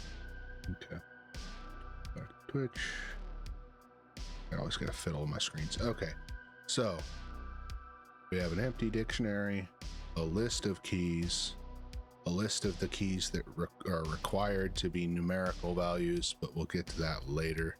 So this should be, because we're just iterating over this here. And then what's nice too about this is why I chose this, is because it uses this method here to create the key list only if it's missing. So when we go back over here and we add this to our code underneath, and it won't interfere with this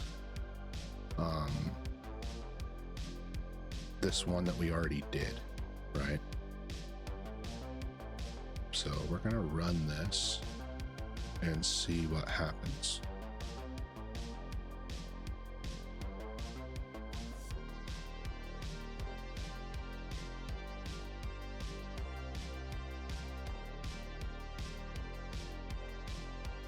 And we're going to type Q.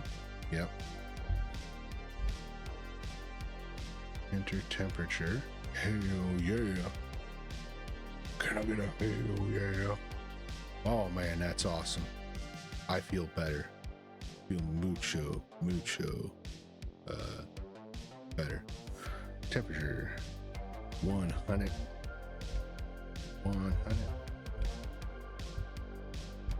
90. 10-degree temperature change. Who is in the shade?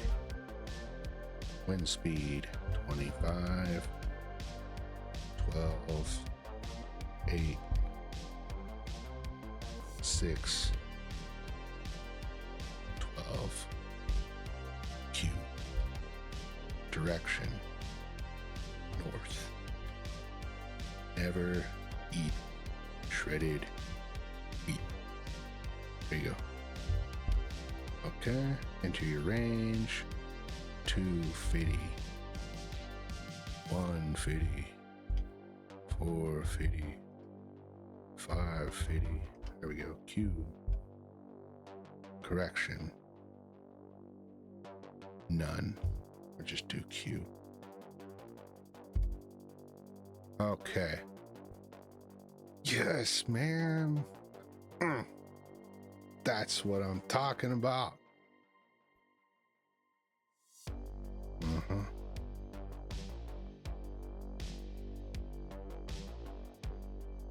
Yeah. Alrighty. So it's working. However, comma, pause for effect. We still need to put our try except block in here to catch if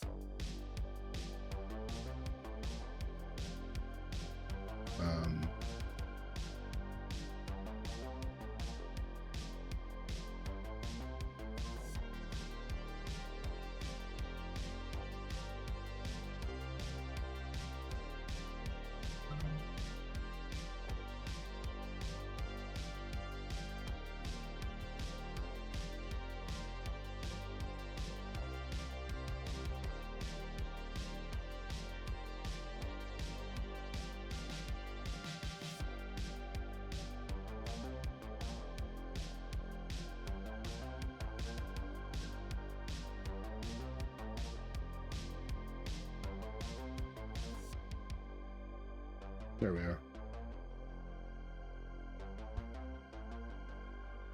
I knew I had that somewhere. So this code creates or iterates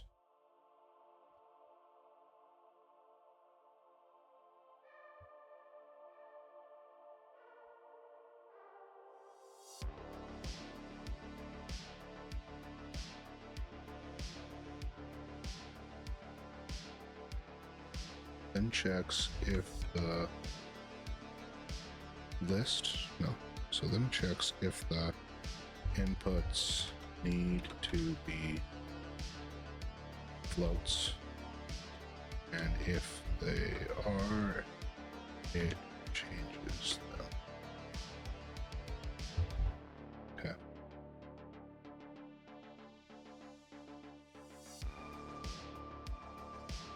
So I'm gonna have to do, after this break, I'm gonna have to add a try except. What are you doing to me here? Break. Try.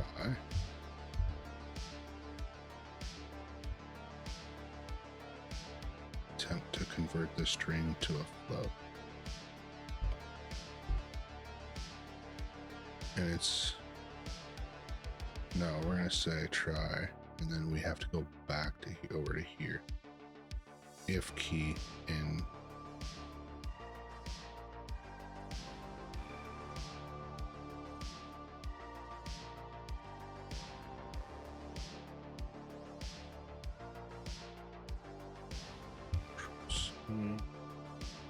Control V.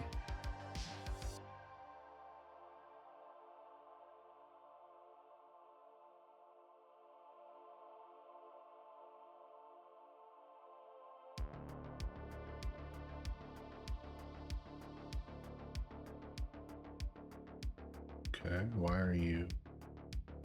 Because you have to be here, don't you? And it didn't get that, didn't get the accept. Hold on, let me get the whole thing. Control C.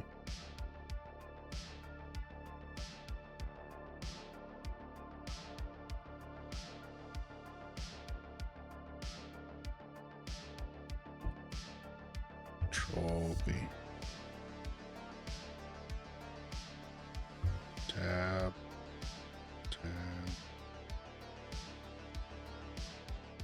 Needs to be in line with the else. Tab, and that needs to be in line with try. And that needs to be indented. And then this thing.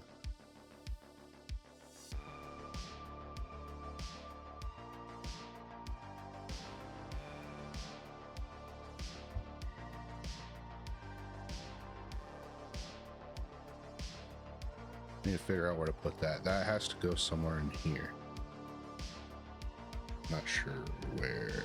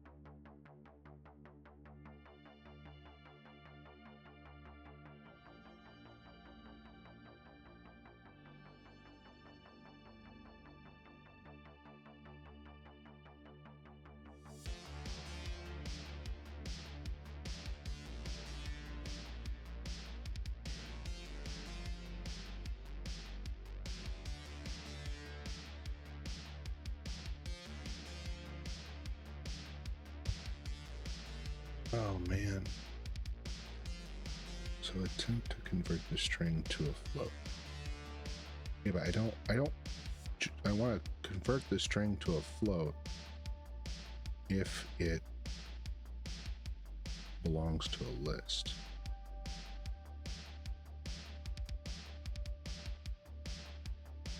Let me add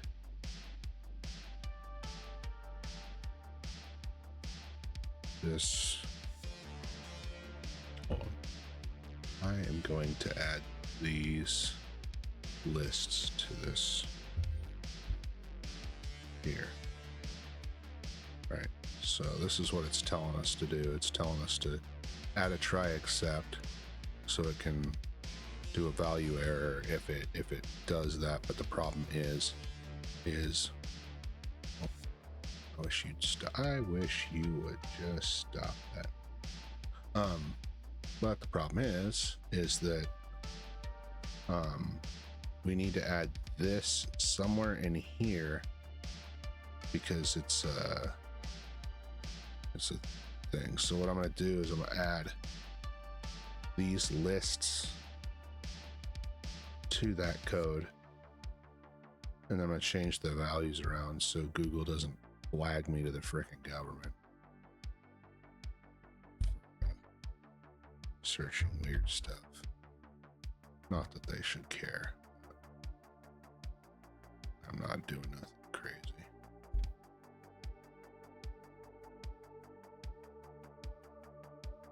Roots.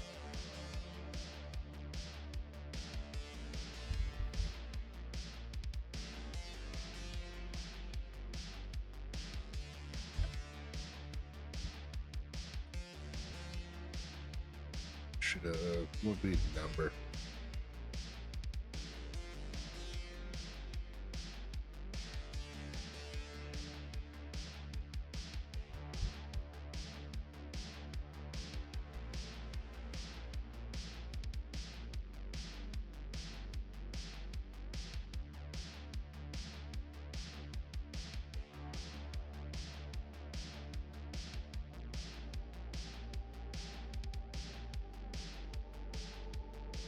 because it doesn't care.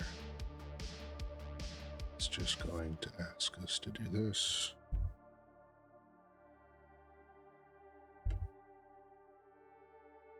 So I'm going to say add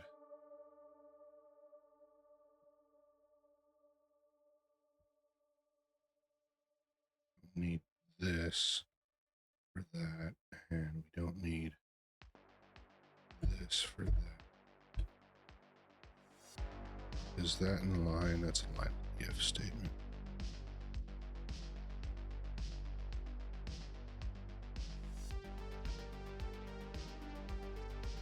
So I'm going to say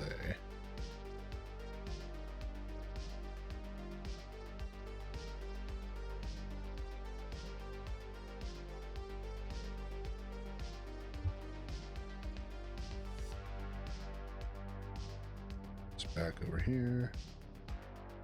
Add thing. We're going to say this, and then yep.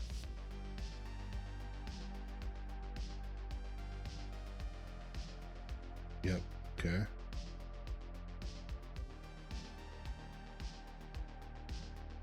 Okay. All right. That's what I thought. That's exactly what I thought. Okay, so instead of doing like all this here, you still need this check, but instead of doing these here, I'm in the right spot, right? Yeah, instead of doing these here, you add this as a float into this, right? So you just put this here.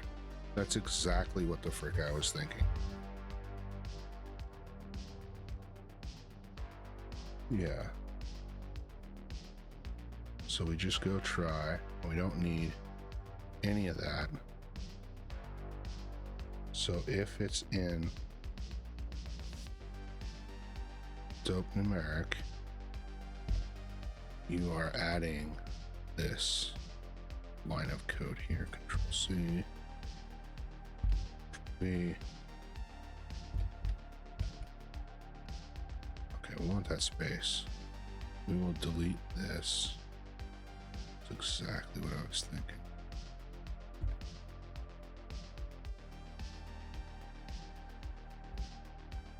It's weird, dude. I overcomplicate the simple crap and I undercomplicate the complicated stuff. Like, the reason I didn't do that is because I was like, I don't know if that's going to create some sort of conflict in the, you know, in the code or whatever. Okay, so we have this there. Yeah, while true, user input. If user break.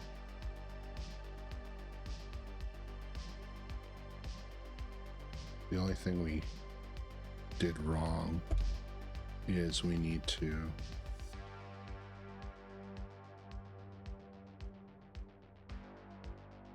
put this if statement outside of the try.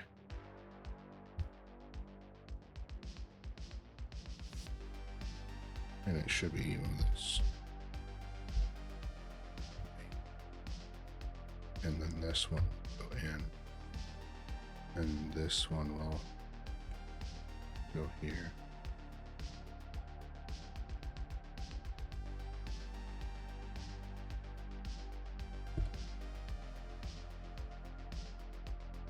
What's your problem? Oh, your friend's not there. Okay, now we need to remove all this frickin' text white space. No, not that. Not that much.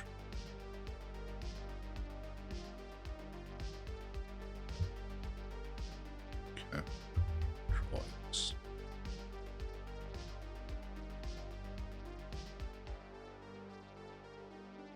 Okay. Very nice.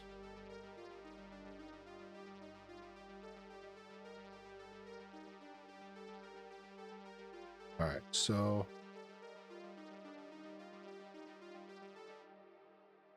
this is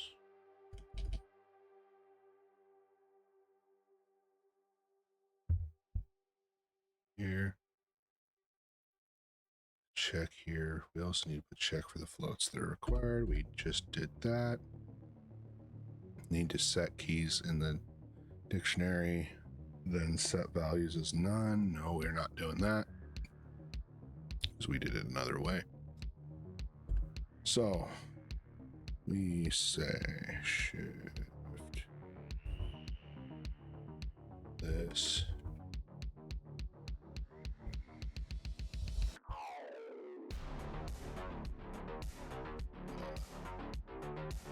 list. All right, this iterates over the keys that we have for the list of keys. Uses set default to create the key and list only if it's missing.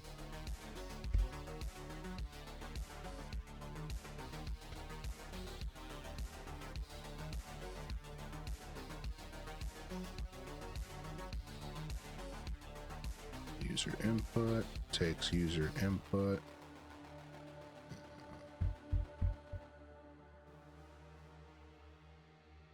Put it here.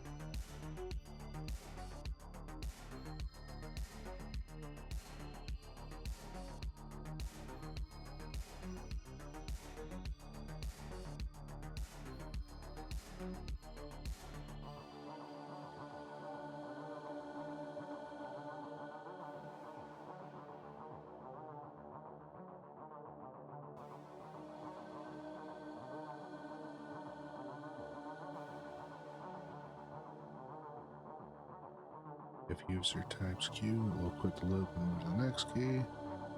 If the key is in the numeric dope, then checks if key is in numeric list.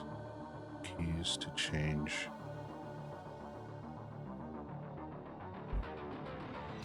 To change user input to float.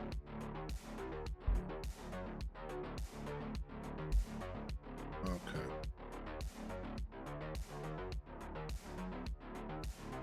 I'm gonna put a here. It's gonna say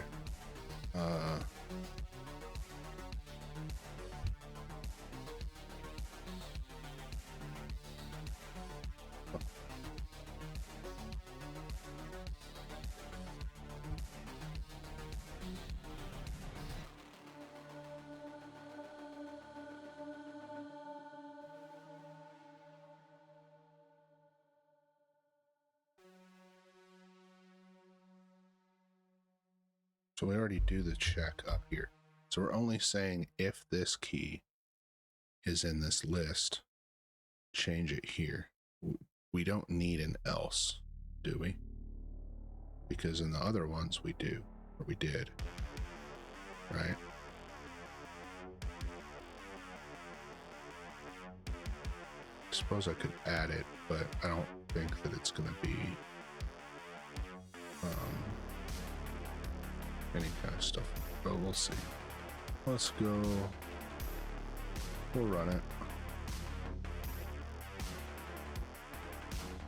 And we'll go 1, 2, 3, Q.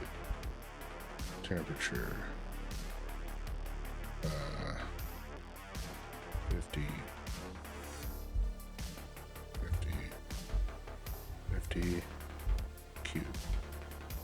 Wind speed 8, 8, 8, Q. Direction west.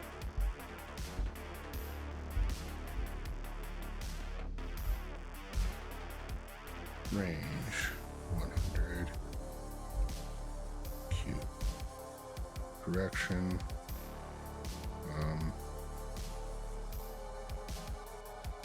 so that's going to be in there. I'm going to try this out and enter it. Nice. So it did that. We're going to say -1.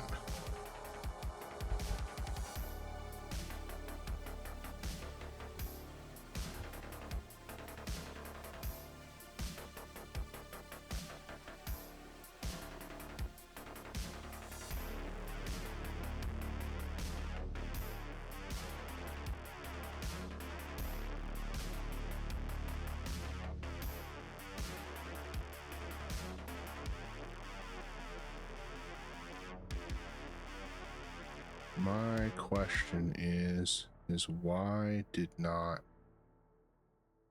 it add a value for wind direction when I added a value for wind direction?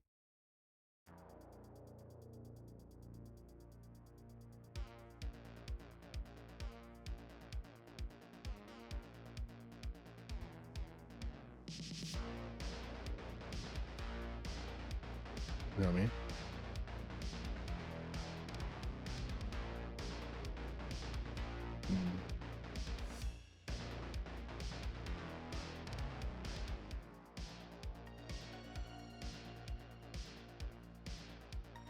I'm going to run through it again. And this time I'm going to just... Okay. So we're going to go 1, Q. 12, Q. Speed, 12, Q. Correction, Q. Range, 100, Q. Type, or correction, -1, Q. Okay, it gave me another empty list for wind direction. Why?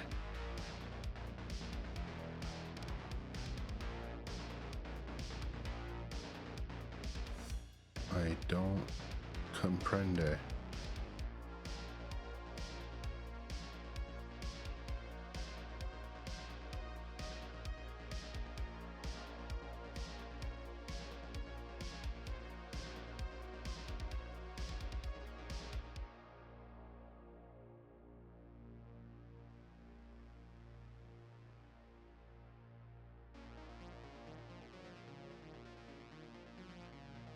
Is that, I think that the reason why we're running into that, what I notice is that everything that we have here is afloat with the exception of the wind direction. And so it's not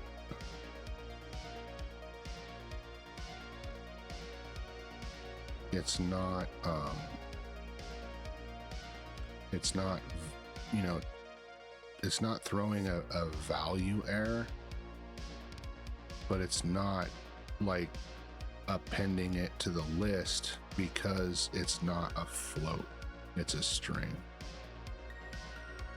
But it's odd that it's not throwing an error. But I think that's why. I think that's why.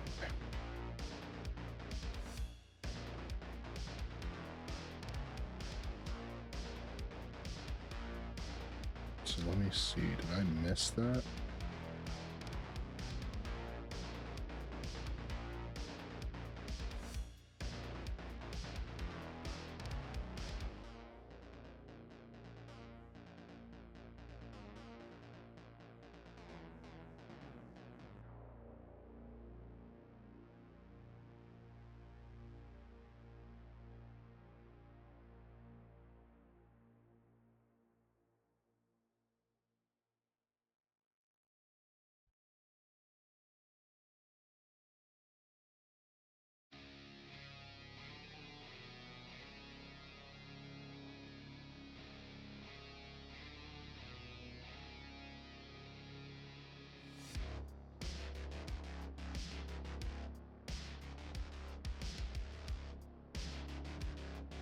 You just try to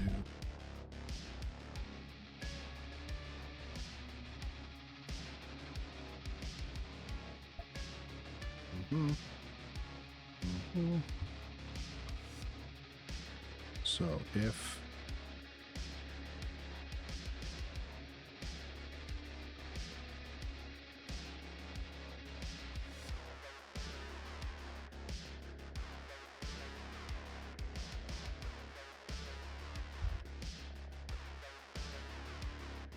add a line, add a, how do I phrase this?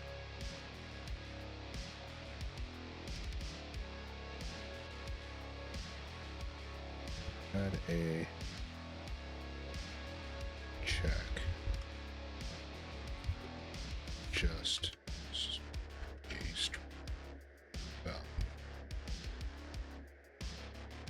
So I think it's just going to do this thing here, but it's going to add an if statement.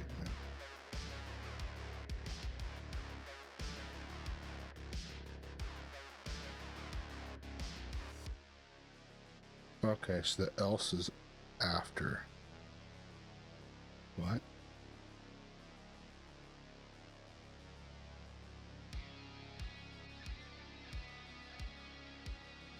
No, I don't need to do that. I just need to do. So this is if there, and that's within that. That's that check within that.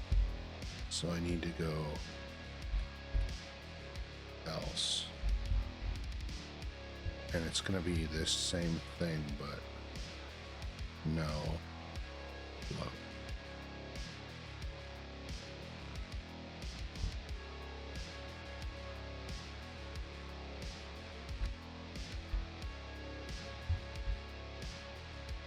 No float.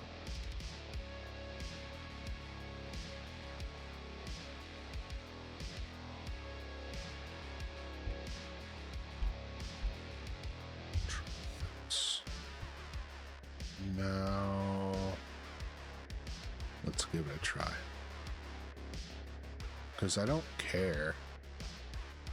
This is the only thing, it seems, that doesn't require a number. So we're going to try that again. And velocity, we're going to go 1, Q. Temperature, 50, Q. Wind speed, 12, Q. And this, Q. Range, 150, Q. Correction, 1. We'll go 0.25 Q. All right, there we go. We got it. We done did it. We did the thing. Holy crap. Okay. It took us basically 5 hours to implement this multi-key check to add to our this thing. Now we need to do is add that code that we just typed in here, right, to our function here and replace all this BS. Okay. And then we're going to run it through the check again. And we're going to, this time we're going to instantate or initialize this. And then we're going to call it, right? So we're going to rename this because I want this to be, let me look up what the,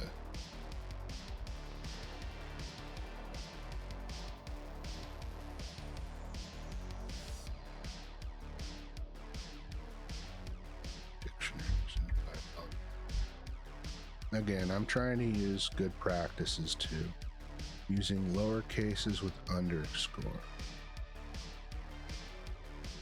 Okay, show me an example of this. Lowercase words separated by underscores for all variable and function names. What does it use?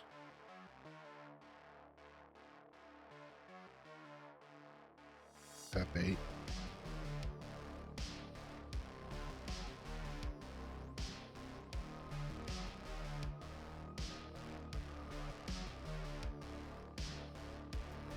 Okay, that's fine. I thought it was that we did, you know. But we're gonna go. Okay.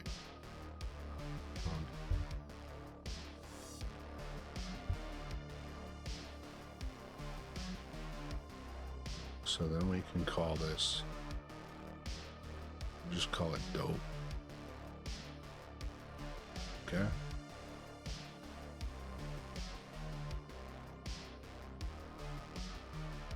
Dope keys, dope multi, dope keys multi, dope keys single, dope numeric.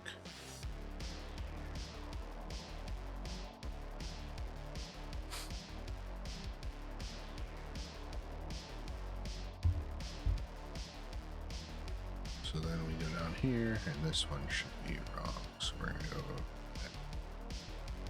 engagements and just this one dope.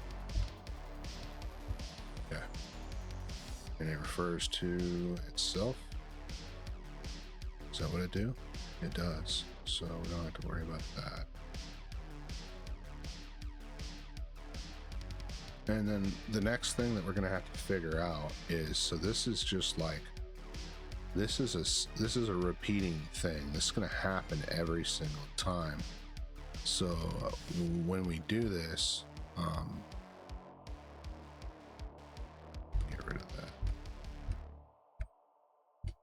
When we do this, I want it to be able, it's going to have a list of these dope dictionaries that consist of all of this information. And I want it to have this list of everything. So that way it's stored and then we can access this later. But my problem is that I don't know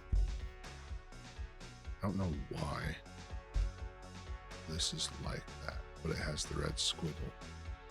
That's wrong.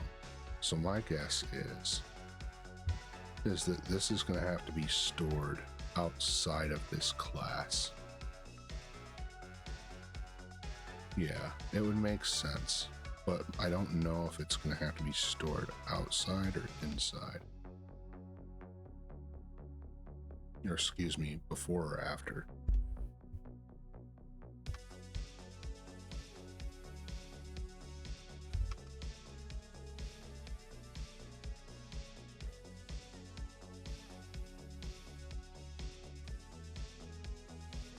Probably before, if I had to take a guess right now.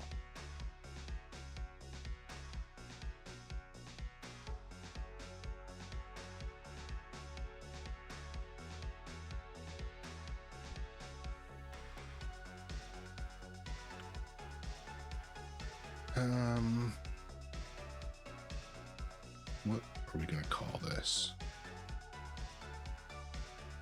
We're gonna call this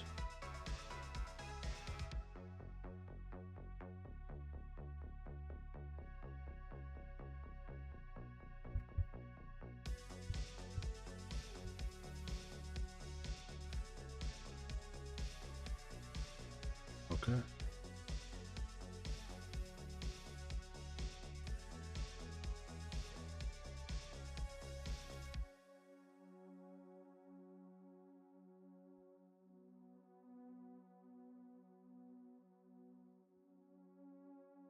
Okay, so testing class, testing, okay. Nothing is placed with that. We have that for a test. Again, I don't know if it's gonna need a damn init, because there's nothing that all of these share. I mean, you know what I'm saying? Like, they all don't share the same thing. Like for example, if this was like a character on a screen, right, and you were creating this class to reference like an entity, meaning it could either be a player or an enemy, it would not, like, that would have an init stuff, because you would want to do like, you know, self.position equals position, self.x equals x, self.y equals y, for like its position in the xy and its individual xy position. You know what I'm saying? And then your enemies would need that too. So I don't know, but I think that this is going to come into play later when we start modeling it to certain buttons, or mapping it to like certain buttons with the stuff. So we have that round powder primer brass.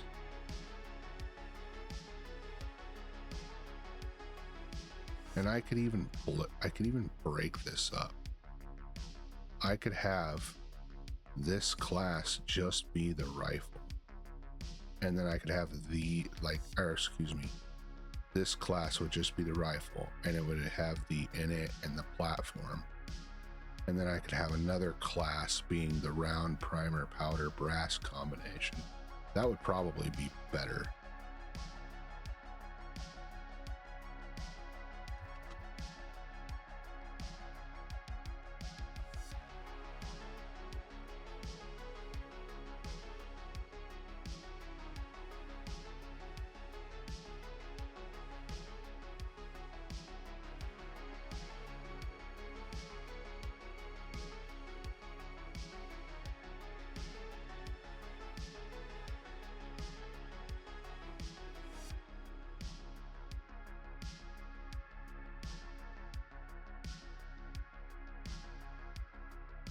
This.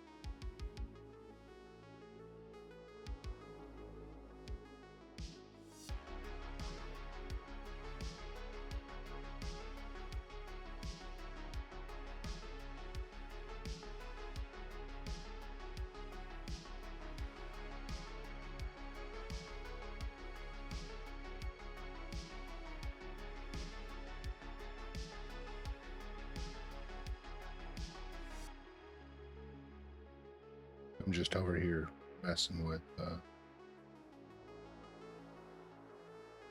this code here.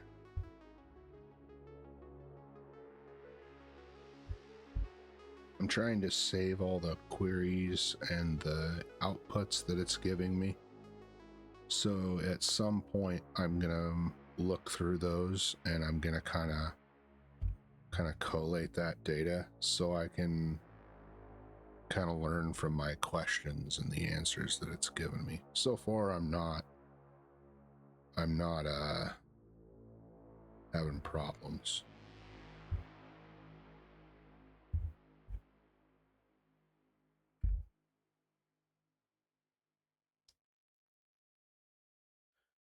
So I think, like, I know that this works now. This works.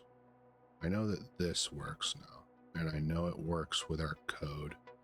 So we need to replace that for loop with this for loop. But I'm gonna wait and hold off on that. It'd just be like a copy and paste thing.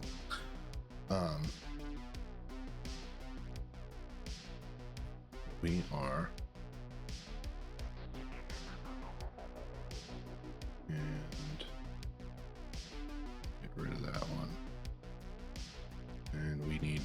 copy and paste this here.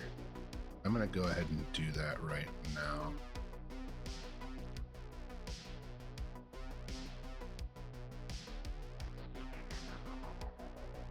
Control C, and it's gonna, oh man, it's gonna be messed up.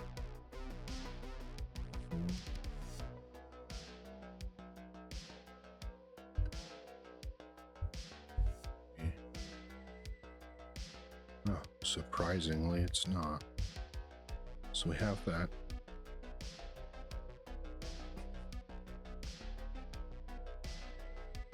And yeah, like I said, the reason why I chose this as opposed to instantating it inside of here and then using a comprehension is because I had already done the work of getting this to work with the one-off keys. I mean, not that it needed to. It was pretty much a copy from the previous class here, because it was, you know, sort of the same concept and thing. So I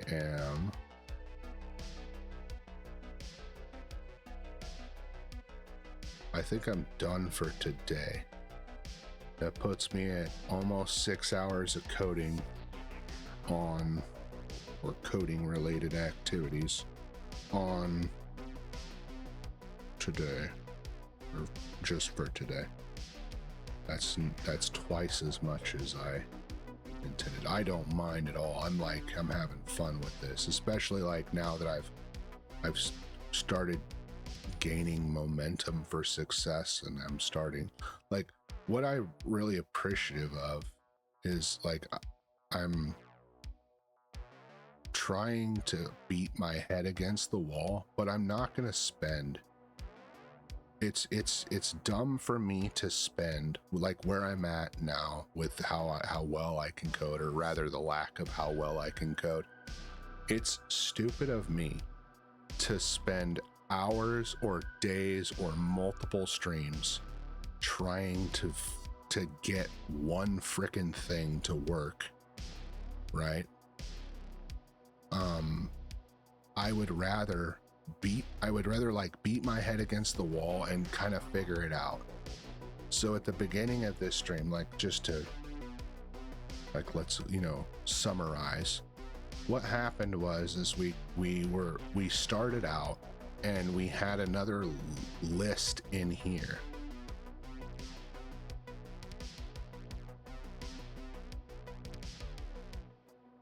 We had another list in underneath of this. When we were doing that, it was trying to iterate through this string, and we were getting a key value error. We come to find out that that's because we had not instantated or initialized the key with the list value thing inside the dictionary. I was on the right track. I really was. I was on the right track with that. I was like one step away. So what would have happened is, if I would have continued down the road that I was down, if you know, you can go back in the stream where I was up here and I had all this stuff up here where I was like talking about stuff, and I did it a couple times throughout the stream. What would have happened is I would have messed with this, kind of like how this is printed out, this key, and then like key value, and I would have set it to like none. I would have done this. I would have done like,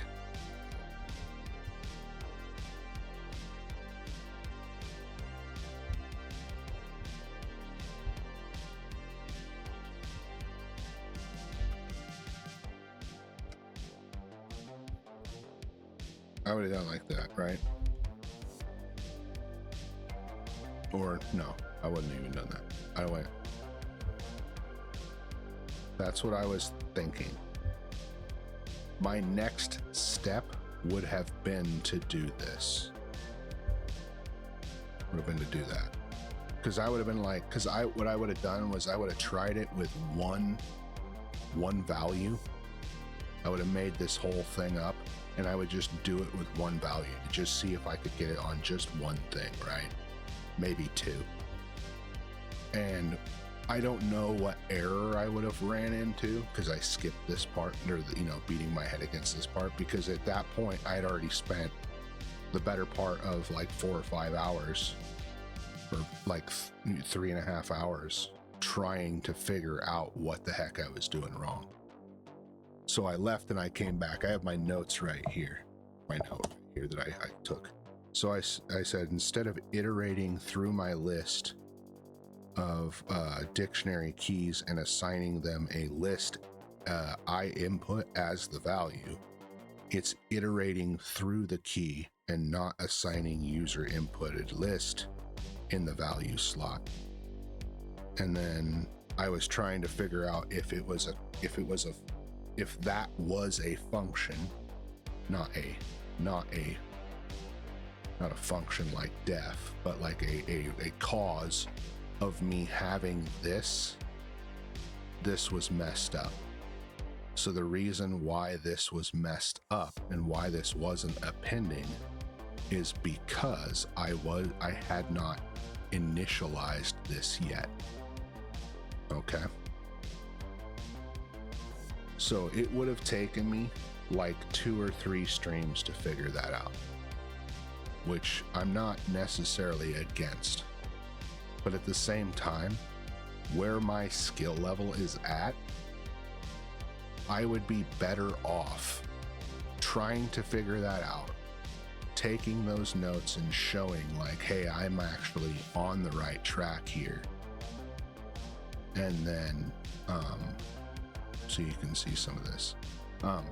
And then trying to beat my head against the wall for a little bit, but after a time, I need to just copy and paste what I have into the AI models and say, hey, can you give me a little help?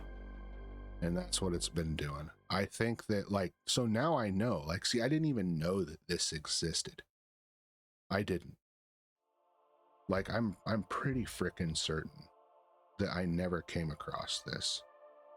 Let's go through here. This was the last tutorial that I took on, and maybe I did,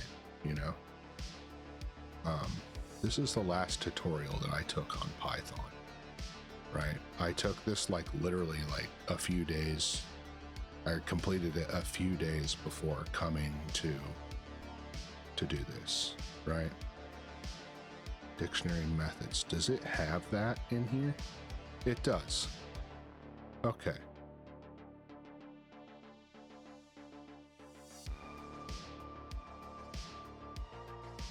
Okay, so it did cover this, but I don't remember. Okay. But you can't remember all of this stuff. But now that I know that that's a thing, right? And going through this, the next time that I do that, I'm gonna have that arrow in my quiver, so to speak. Okay? And just like I was doing up here when I made all these, and I was kind of conceptualizing, how am I gonna represent this data? Right? How am I gonna do this stuff? Because the syntax stuff, there's no point in remembering a great deal of it. There's no point. You have Google, you have all this stuff to help you with these things. I just showed you. It was in the tutorial. It was even part of a thing that you did when you were going through the dictionary methods. But I don't remember doing that. And that use case that it showed was not particularly useful to extrapolate to here, right? So my point is that as time goes on, I'm going to be able to learn more and more and implement more and more. And, Yeah. And so that, like, this stuff will come with repetition as I use it, but I'm more concerned with trying to learn the flow and the structure and how it's built, so that way when I'm going through these things and I'm building this stuff, like I can tell you right now, like I already know when I start doing other things, like what I was talking about, like adding, hold on, let me turn this music off. All right, so when I start going through here, and let's go down to here specifically, when I start adding the different measurements for these, right? So muzzle velocity is in feet per second, meters per second. Is it in miles per hour? Like whatever it is. Temperature, is it in Celsius? Is it in Fahrenheit? Is it in Kelvin?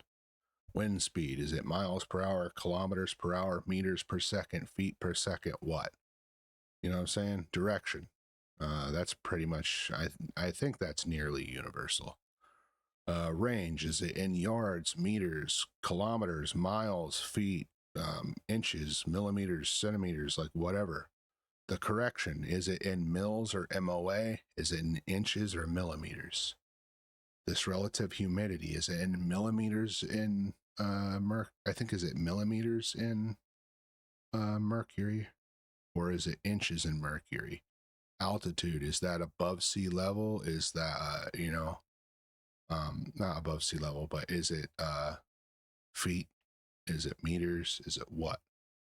So there's all these things. Let me move this chat again, sorry. There's all these things that are going to need added to this, and when I do, it's going to make it more complicated. Yeah. So I kind of lost my freaking thought process there. My brain does that really badly. Really good. I don't know what. So those are so that, like, yeah, okay. So I'm more concerned with the structure of it and kind of like how I'm going to build it, because this syntax shit, it's just a matter of repeating it again and again and again. And it's just a matter of repeating it again and again, and littering and you know what I mean? You know what I mean? You smelling what I'm stepping in. I know you're all smarter than me. But regardless, that's kind of like my thought process and my thinking with this, and kind of how I'm going to be going about it. So we have that section. We still need to test it all as a single unit, which is down here. And I'll leave that for the beginning of the next stream, the dev stream that we do, which will probably end up being Friday. I figure since my butt's in the seat, I might as well do it anyways. And as far as the program structure goes, we have just completed this. We're on the third one, which is the third section, which is range gathered data, or your dope stuff, right? And we still need to add a calculations section for the muzzle velocity data. And then we need to link this to a graphical representation for determining the nodes, just for reference.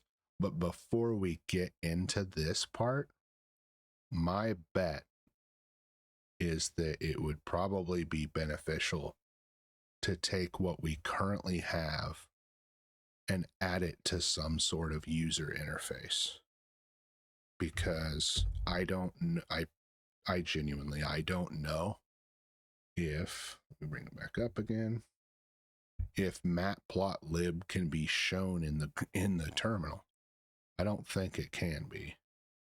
So if that's the case, we're either going to have to hold off on that, which we could skip that for now and move on to the next portion, which would be the ballistic calculator portion of that, which takes all of the data that we put as key value pairs in this and then does all the calculations. So this is where I'm going to have to be referencing that library that we found and the API and all that stuff and making sure that it all works and jives well. And then I'm going to be able to take my data and enter it into this, and I'm going to see if it gives me the same data that that I was getting when I'm using the stuff that I'm currently using. And if it does, then I'll know that I'm implementing it right. And if it's off, then I'll know that I'm not doing it correctly. Or I need to change something in this API library thing. Okay. Additionally, like I said, I want to I'm going to go ahead and add this here as a note.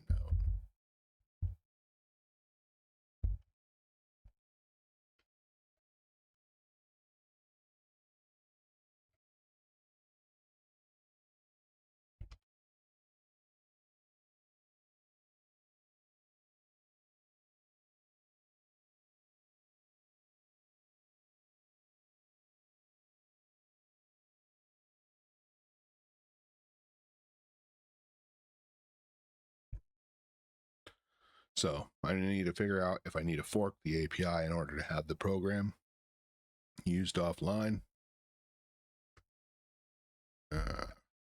Also implement it. So we'll save that. So when we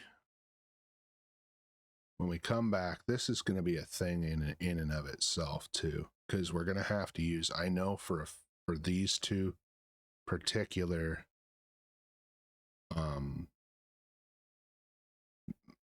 calculations that we are going to need to use either a Python library or we have one installed with the let me get it up here for you. Open a new tab here. So with this library that we found, where's my app?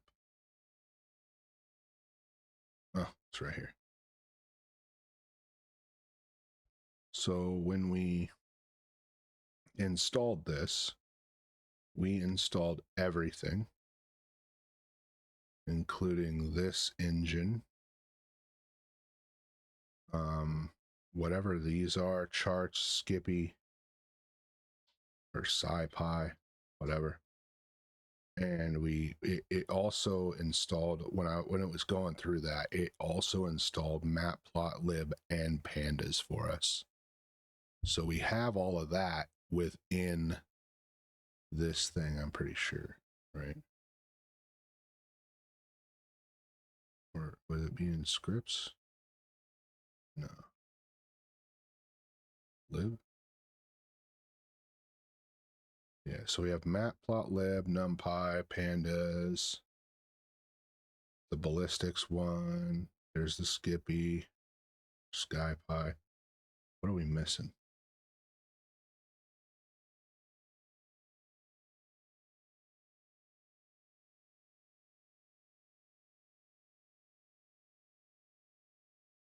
Yeah, so we're either going to use whatever, it'll be NumPy. We might have to import another library for this. What's your problem, bro? Why you all got red stuff on? Oh, okay, fine. I don't like that. It bothers me when I see it. That's probably a good thing. Anyway, so we have all of this in here, which we know we're going to need that. pandas, I was looking at that and I can't remember what it was. It was something like it organizes the data.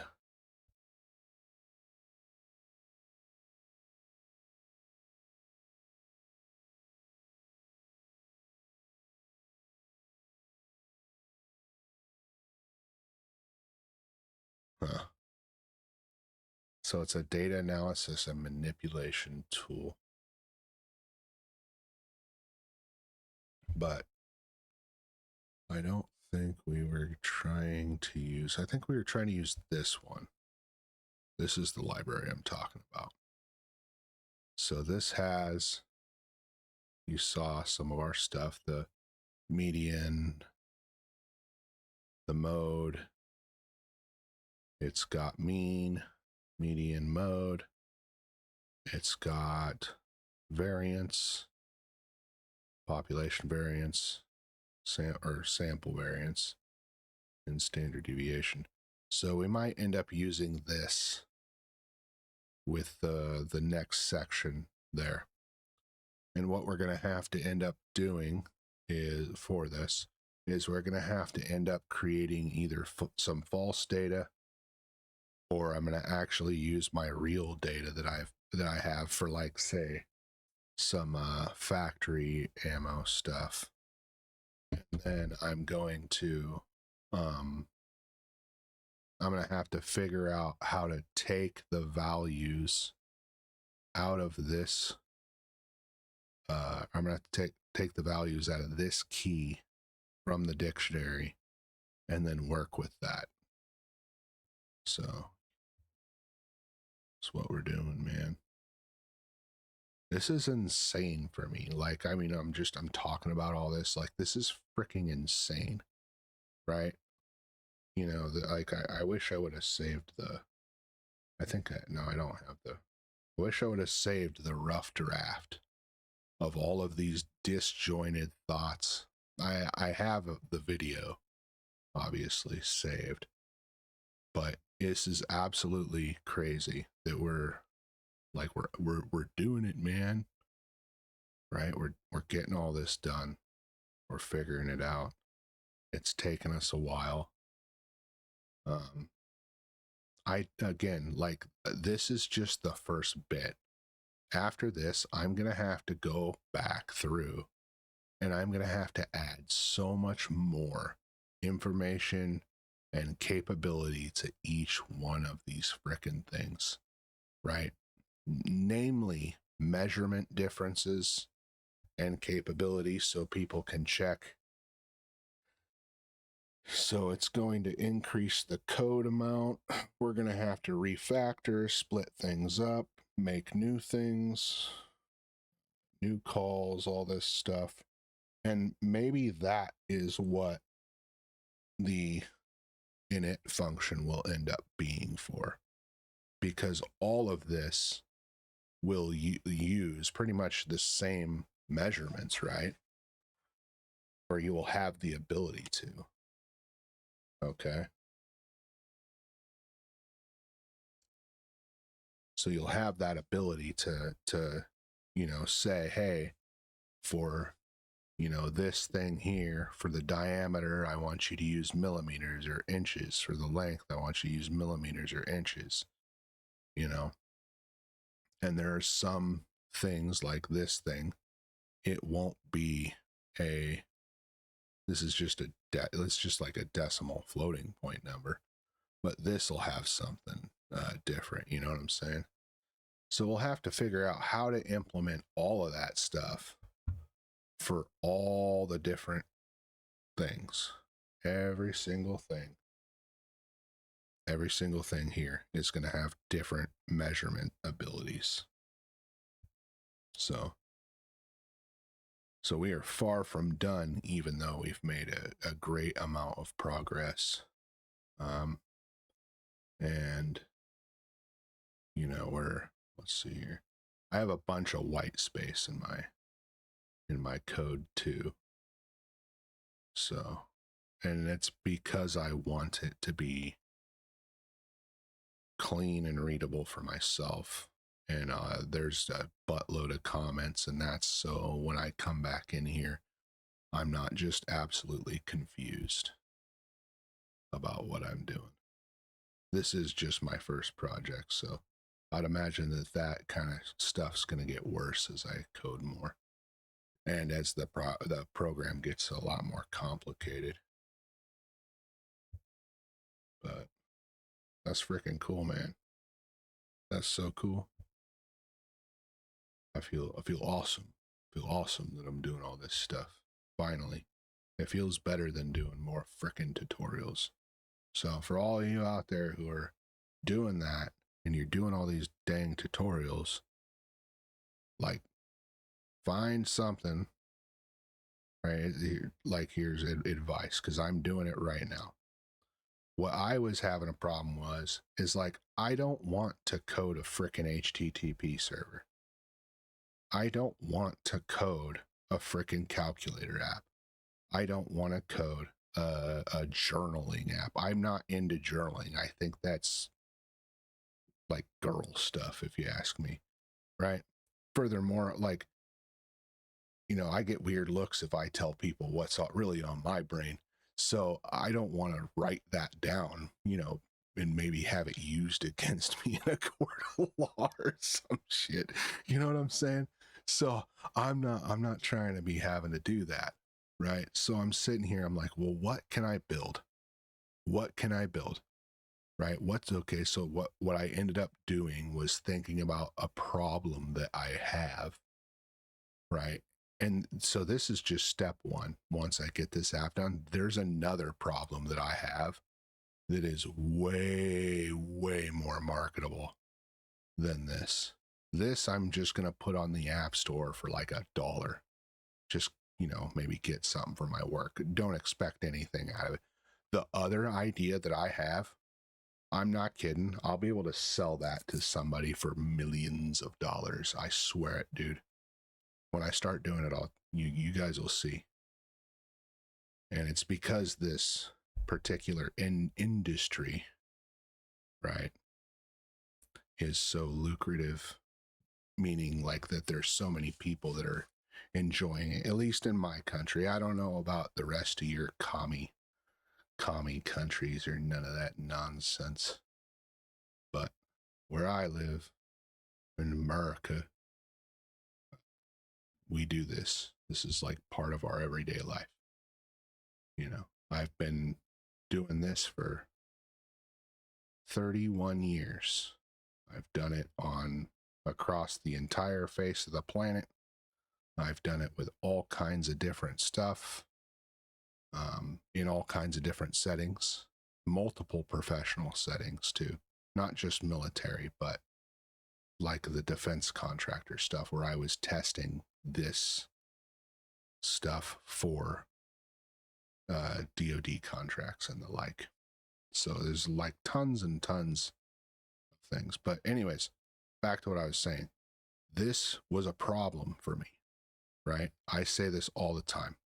I'm taking all of this data, I'm writing it down, I'm doing, like, I'm actually making things or manipulating physical things like this stuff, right? I'm writing all the data down. I'm putting it into XLS. It's graphing it out for me. I'm taking all of this data. When I go out and I perform my tests, I'm writing all of this down. Then when I come in, I'm entering these things, namely this, into a thing. And then then I'm running it through all of these, and it's taking all these calculations. And then I run it through a ballistic calculator. And then at the end of that, it gives me a, where's that? It gives me a range card, right? So I'm just going to write it down here.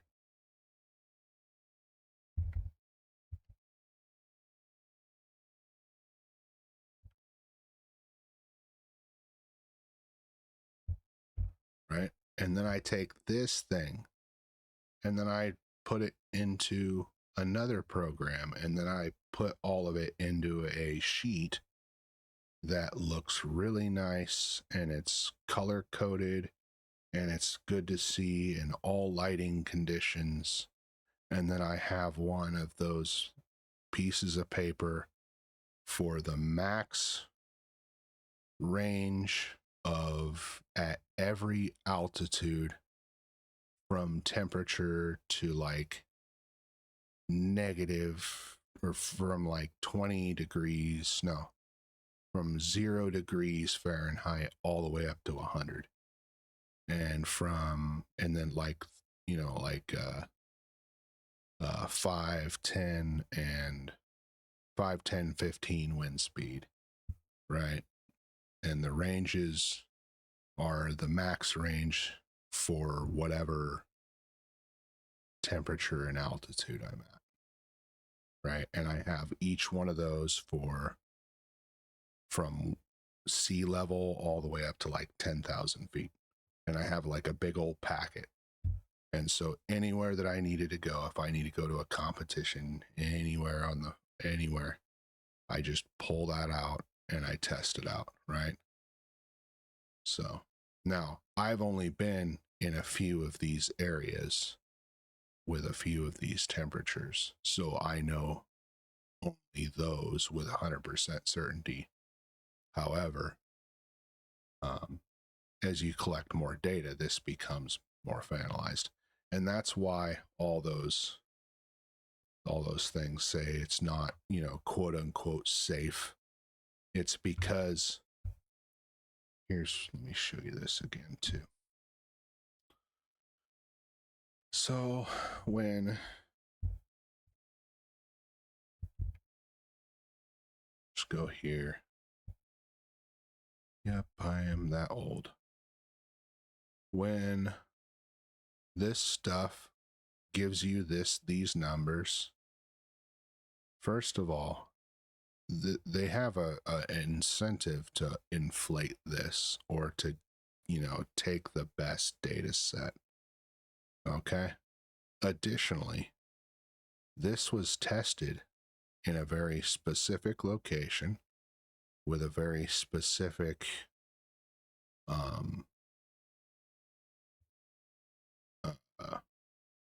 rifle bullet combination. So, and it doesn't mimic yours. Like I was saying before in another stream, you can take two exactly the same, you know, serialized systems and put them side by side, and they are going to have major differences in their point of aim, point of impact. So there's no guarantee at all. You have to go out and you have to go out and do this. So I was having to do all of this on my own. I was having to input all of this stuff in here, and I mean, it's like writing it down, then typing it, then taking that data, then taking it to another program, then running it through that program, then taking it to another program and running it through that program, and then finally getting my stuff, all my things, and then having to run that through a program and individually enter that. This app is going to do all of that for you. So, and additionally, I want it to be so when you buy this, you'll get a desktop app and you'll get a mobile app. So that way, if you're out and about and you're putting this on your phone, you just have to enter it one frickin' time, right? Now, if you want to, you're going to be able to come in and like if you went out somewhere and you did stuff and then you wrote it down, you'll be able to put it in on the desktop app or the mobile app. But I'll want it to sync and do all that. So I don't know how all that's going to work, but hopefully by the end of all of this, we will have something that you'll be able to do that for. And I will be charging money for it because, you know, I mean, I think it's a good idea. But regardless, I think it's going to provide value to people. And I'm not going to be charging a buttload of money for it or nothing like that. I'll just be doing something small. You know, I could not see it being charged more than $10. I personally want to do like a 1 or a 5, right, for this. But either way, we're not even close to that yet. But so that's where we got today. We finally got our multi-key iteration through where we accept user input, we loop through the keys that we set up here, all that stuff. I already went all over that. I'm not going to go over it again. But all of you who are here and you're watching and you're having fun and you stop by, thanks so much. I don't mind the detour helping people out. If that was even what I was doing, I don't know. Like I said, like I told the chatter here, this chatter guy here, I've never coded in Lua. I've only had interaction with it from in-map scripts and looking at those. I'm not real familiar with the language itself. It's not even on my list of languages to learn just yet.